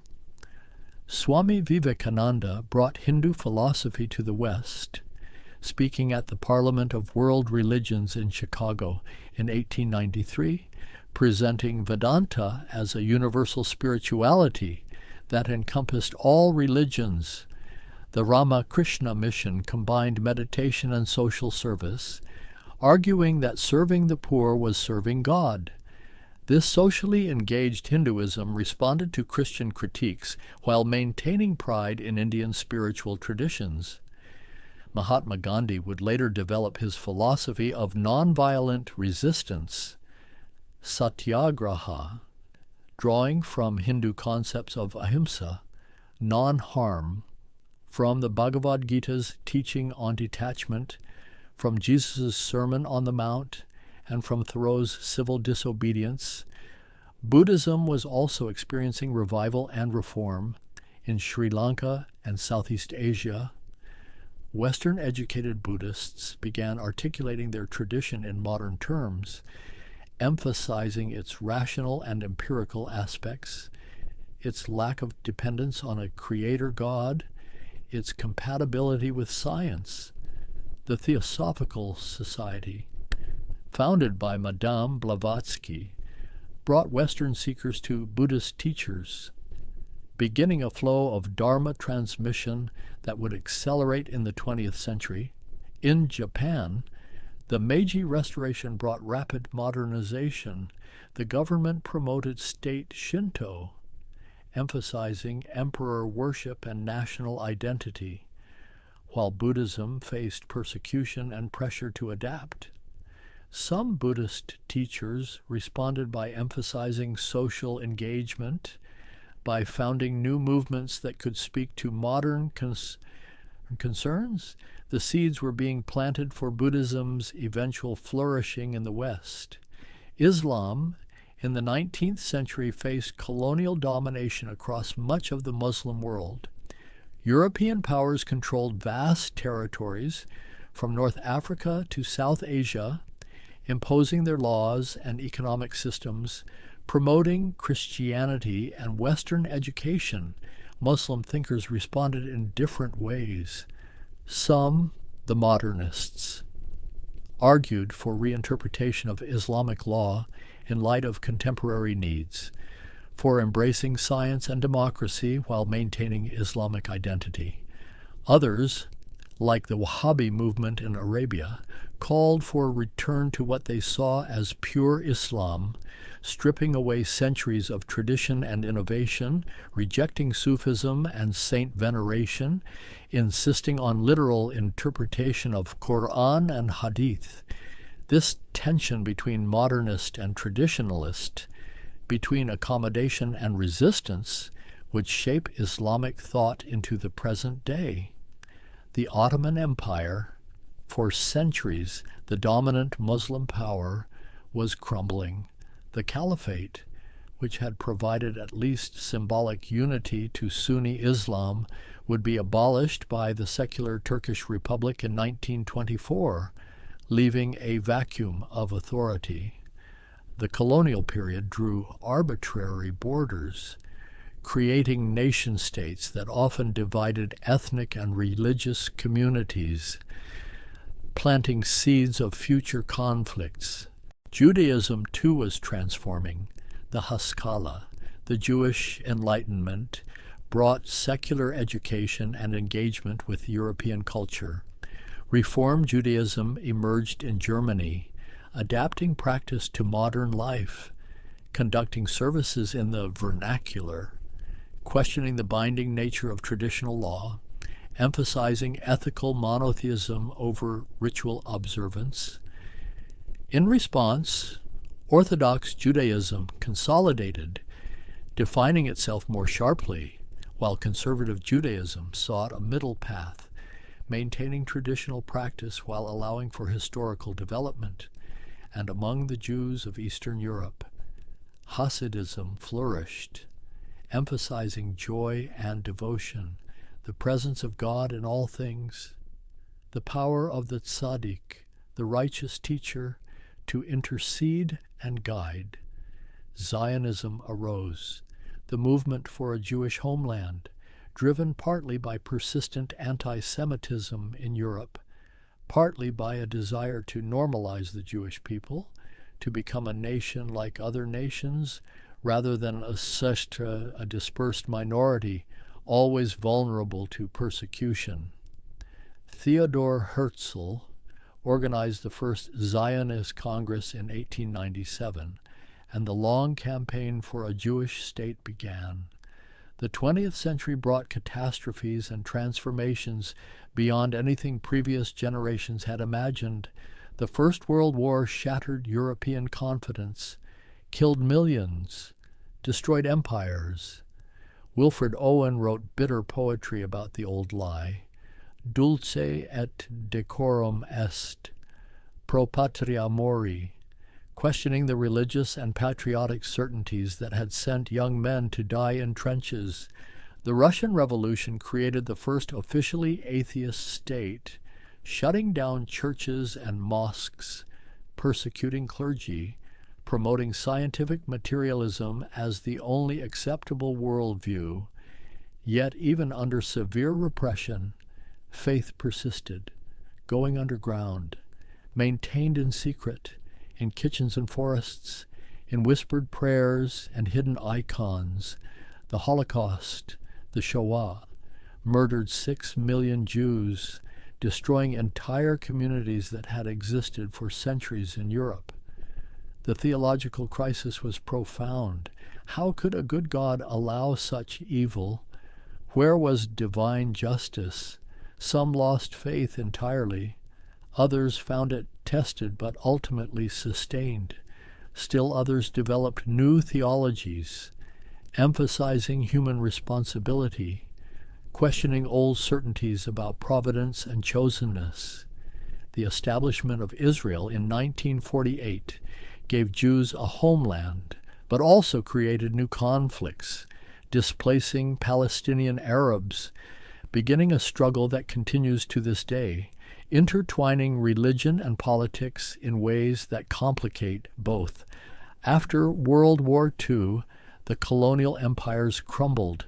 Nations across Asia and Africa gained independence, often defining themselves through religion. India and Pakistan partitioned on religious lines, with terrible violence accompanying the migration of millions. Indonesia became the world's largest Muslim majority nation, maintaining a syncretic culture that blended Islam with older traditions. In America, the post-war period brought religious boom. Church and synagogue attendance soared. New suburban congregations formed. Billy Graham filled stadiums with revival meetings. Norman Vincent Peale preached the power of positive thinking. Catholicism entered the mainstream as John F. Kennedy became the first Catholic president. But change was coming. The Second Vatican Council in the 1960s transformed Catholicism, allowing Mass in vernacular languages, emphasizing engagement with the modern world, promoting interfaith dialogue. The document spoke of other religions containing elements of truth, of the possibility of salvation outside the visible church. This opening would reshape Catholic-Protestant relations, Catholic-Jewish relations, and the Church's engagement with the wider world. The 60s also brought countercultural spirituality. Young people in the West, disillusioned with materialism and conventional religion, turned to Eastern traditions.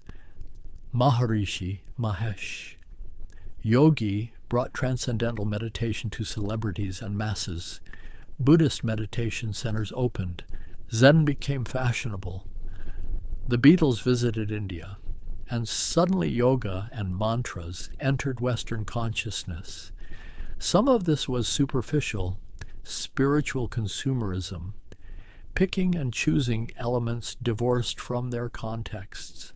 But some represented genuine seeking, serious practice, deep engagement. Tibetan Buddhism gained Western students when the Chinese invasion of Tibet sent teachers into exile. Thich Nhat Hanh brought Vietnamese Zen and engaged Buddhism, linking meditation to activism for peace and justice. In Iran, the Islamic Revolution of 1979 overthrew the secular Shah, establishing a theocratic state, demonstrating that modernity did not inevitably mean secularization, that religious movements could mobilize masses and reshape politics. The reverberations spread, inspiring Islamic movements across the Muslim world, some peaceful, some militant. Liberation theology emerged in Latin America, Catholic priests and nuns reading the Bible through the lens of the poor, arguing that God stands with the oppressed, that the church must commit itself to social justice. Similar movements arose in other contexts: Black theology in America, feminist theology, queer theology, each reading tradition through the experience of marginalized communities. New religious movements proliferated: Scientology and the Unification Church, ESKCON bringing Krishna consciousness to the West, Wicca and neo-paganism reviving pre-Christian practices. The varieties of religious expression seemed to multiply, even as secularization advanced in Western Europe, leaving churches empty, transforming cathedrals into museums. The late 20th century brought both global interconnection and violent fragmentation. The Internet allowed instant communication across traditions. Interfaith dialogue became easier, yet also fundamentalism grew. Across religions, Christian and Muslim and Hindu and Jewish, each tradition producing movements that resisted modernity, that demanded strict adherence, that sometimes turned violent in defense of what they saw as eternal truth.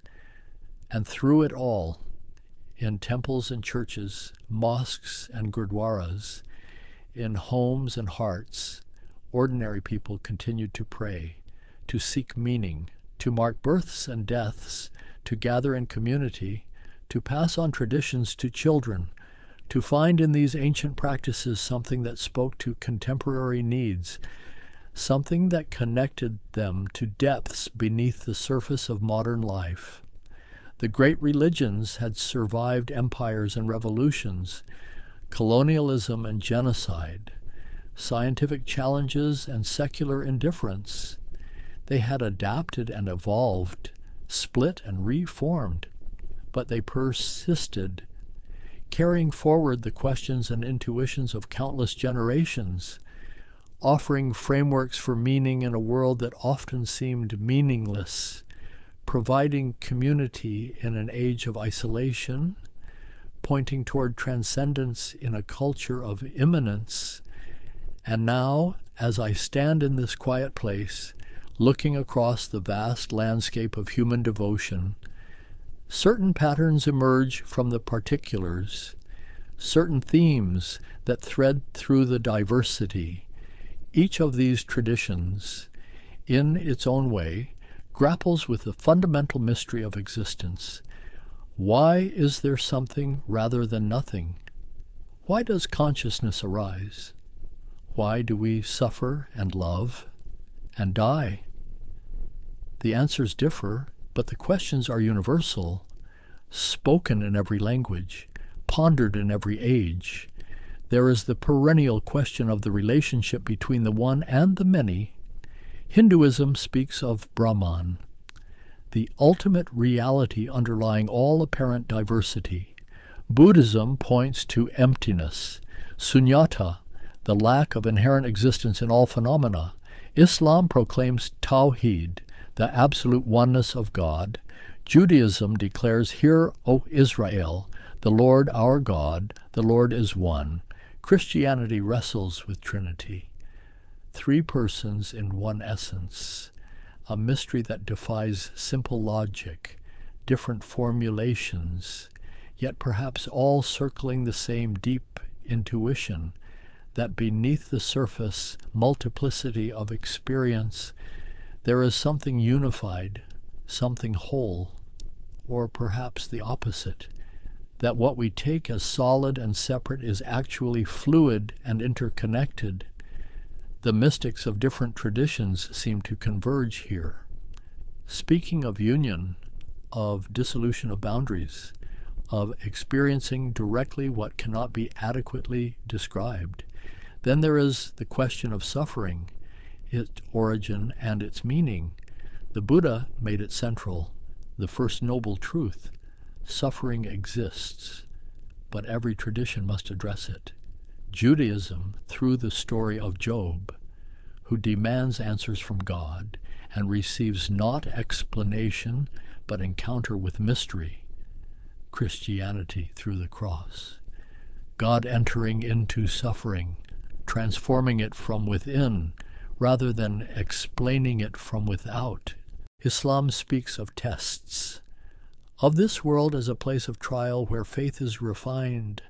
Hinduism and Buddhism offer karma and rebirth, suffering as the result of actions in this life or previous ones, not punishment but consequence.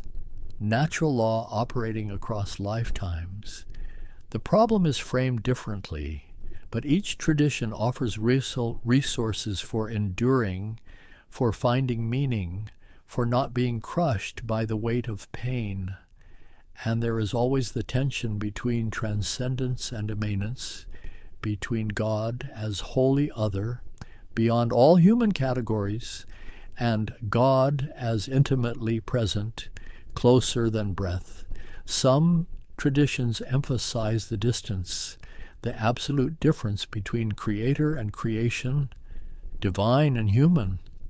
Others stress the continuity, the divine spark within, the possibility of union or realization. Perhaps this too is not contradiction but complementarity, the numinous that Rudolf Otto described, the mysterium tremendum et fascinans, the mystery that makes us tremble and draws us in, is both utterly beyond us and somehow deeply familiar. The burning bush that is not consumed, the still small voice after earthquake and fire. These images hold both aspects together. The role of practice varies, but its importance is universal. Whether it is the 5 daily prayers of Islam, the sitting meditation of Zen, the study that is worship in Jewish tradition, the liturgy and sacraments of Christian churches, or the puja offerings of Hindu devotion, every tradition understands that belief alone is insufficient, that we are formed by what we do repeatedly, that practice shapes consciousness, creates habits of attention and intention, and there is always community, sangha, ummah, ecclesia, the gathering of believers who support and challenge one another. Religious life is rarely purely individual. Even hermits in caves were part of traditions, had teachers, drew on communal wisdom. The rituals mark life passages together, celebrate and mourn together, create identity that transcends the isolated self. Yet there is also always the tension between institution and spirit, between the structures that preserve and transmit and the prophetic voices that challenge and renew. Every tradition has its reformers, its mystics who push boundaries, its radicals who call back to original vision. The dialectic between conservation and innovation drives religious evolution. I think of the common ethical core that emerges across traditions. The Golden Rule appears in different forms. Hillel saying, "What is hateful to you, do not do to your neighbor." The rest is commentary. Jesus teaching, "Do unto others as you would have them do unto you." Confucius. Speaking of reciprocity, Shu, the Mahabharata, declaring one should never do to another what one would regard as injurious to oneself. This is not proof that all religions are the same. They are not. The differences matter. But it suggests something about human moral intuition, about the requirements of living together, about what it means to recognize the humanity of the other. Sacred texts hold central place in most traditions: Torah and Talmud, Bible and Quran, Vedas and Upanishads, the Pali Canon and Mahayana Sutras, the Analects and the Tao Te Ching, the Guru Granth Sahib. These are not simply books, but living presences, chanted and memorized, studied and interpreted, sources of authority and inspiration. Their words have been pondered by billions, have shaped civilizations, have brought comfort and challenge across millennia. And always there is the ineffable, that which cannot be captured in words. Tao that can be spoken is not the eternal Tao, the Upanishads, declaring neti neti, not this, not that, pointing beyond all concepts, the negative theology of Christianity, saying what God is not, because what God is exceeds our capacity to name. The Muslim emphasis on God's transcendence, the impossibility of representing the divine in images, this apophatic dimension, this recognition of the limits of language, runs through the contemplative streams of every tradition. It is the cloud of unknowing, the dark night of the soul, the gateless gate, the silence after the words have ended. Yet alongside this recognition of mystery, there is also the affirmation of revelation, of grace, of truth that has been given. The traditions claim not just human seeking, but divine disclosure. God speaking to Abraham and Moses, revealing the Quran to Muhammad, the Tao manifesting in nature, the Buddha awakening to truth that was always there but needed to be seen, Christ as the Word made flesh. And perhaps in this quiet hour, what strikes me most is the sheer variety of ways that human beings have found to be religious. The austerity of a Quaker meeting and the exuberance of Pentecostal worship, the intricate philosophy of Madhyamaka Buddhism and the simple faith of Pure Land devotion, the rigorous law of Orthodox Judaism and the ecstatic poetry of Hasidism, the silence of Zen and the kirtan chanting of Bhakti. All of these are authentic expression, genuine paths, testaments to the diversity of human temperament and culture. The great religions are not monoliths, but rivers with countless tributaries. They contain multitudes, house contradictions, evolve and adapt while claiming continuity with ancient truth. They inspire both profound good and terrible evil, unite and divide, comfort and challenge. Their history is humanity's history, our long wrestling with meaning and mortality, our refusal to accept that the visible world is all there is. And now, as the story turns toward its close, I find myself not with answers, but with deeper questions, with awe at the creativity and courage of religious seeking, with sadness at the violence done in religion's name, with hope that wisdom traditions might guide us through the crises of our age, with gratitude for the beauty and depth they have added to human experience. The air grows cooler, the light softer, and I prepare to step back from this vast landscape, carrying with me images and insights, questions and wonder, knowing I have barely scratched the surface, that lifetimes of study would not exhaust the richness contained in these traditions. But perhaps that is as it should be. Perhaps the point is not to master or explain, but to witness, to honor, to recognize the sacred search in all its forms, and to hold space for the mystery that draws us forward, always beyond what we currently know, always deeper than our current understanding. The temples and churches grow quiet now. Evening prayers have been offered, candles lit and extinguished. The faithful have returned to their homes, carrying their practices into ordinary life, and the sacred spaces rest, patient, waiting for tomorrow's devotions. I walk slowly down from my imagined hillside, where I could see so far, across centuries and continents. The path winds through darkness now, but it is a comfortable darkness, not emptiness but fullness, pregnant with possibility, rich with all that cannot be seen but only sensed. Somewhere, a bell rings, marking the hour. Its tone carries across distance, pure and clear, then fading into silence. The sound was brief, but something of it lingers, a resonance in the air, in the heart, a reminder that vibration continues even after we can no longer hear. The great religions are like that bell, their origins lost in the mists of time, their current expressions clear and present, their future unknown.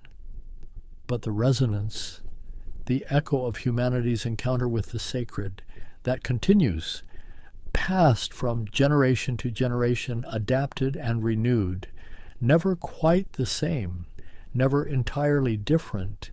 And I am grateful to have listened, to have traced these paths, to have sat for a while with the questions that have occupied our species since we first looked up at stars and wondered, since we first buried our dead with ceremony, since we first gathered to tell stories of meaning in the face of chaos. The wondering continues. The seeking goes on in 10,000 forms, in languages living and dead, in practices ancient and new. This is what it means to be human, to ask what it all means, to reach towards something beyond ourselves, to create meaning even while acknowledging mystery. The night settles in, complete now, and in the darkness I can still sense the presence of all those seeking souls, the billions who have walked these paths before, the millions walking them now, the countless generations yet to come, all of us together, searching, finding, losing, and finding again, the endless human dialogue with transcendence, and slowly, like breath releasing, like tension easing, like snow settling softly on already silent ground, the thoughts grow quieter, the images fade, and what remains is simply this: the deep stillness after the story, the pause after the final word, the space where nothing needs to be said, because everything essential has been spoken, or perhaps because the essential cannot be spoken at all, only lived, only experienced, only known in the wordless knowing that comes when we finally, gently let go.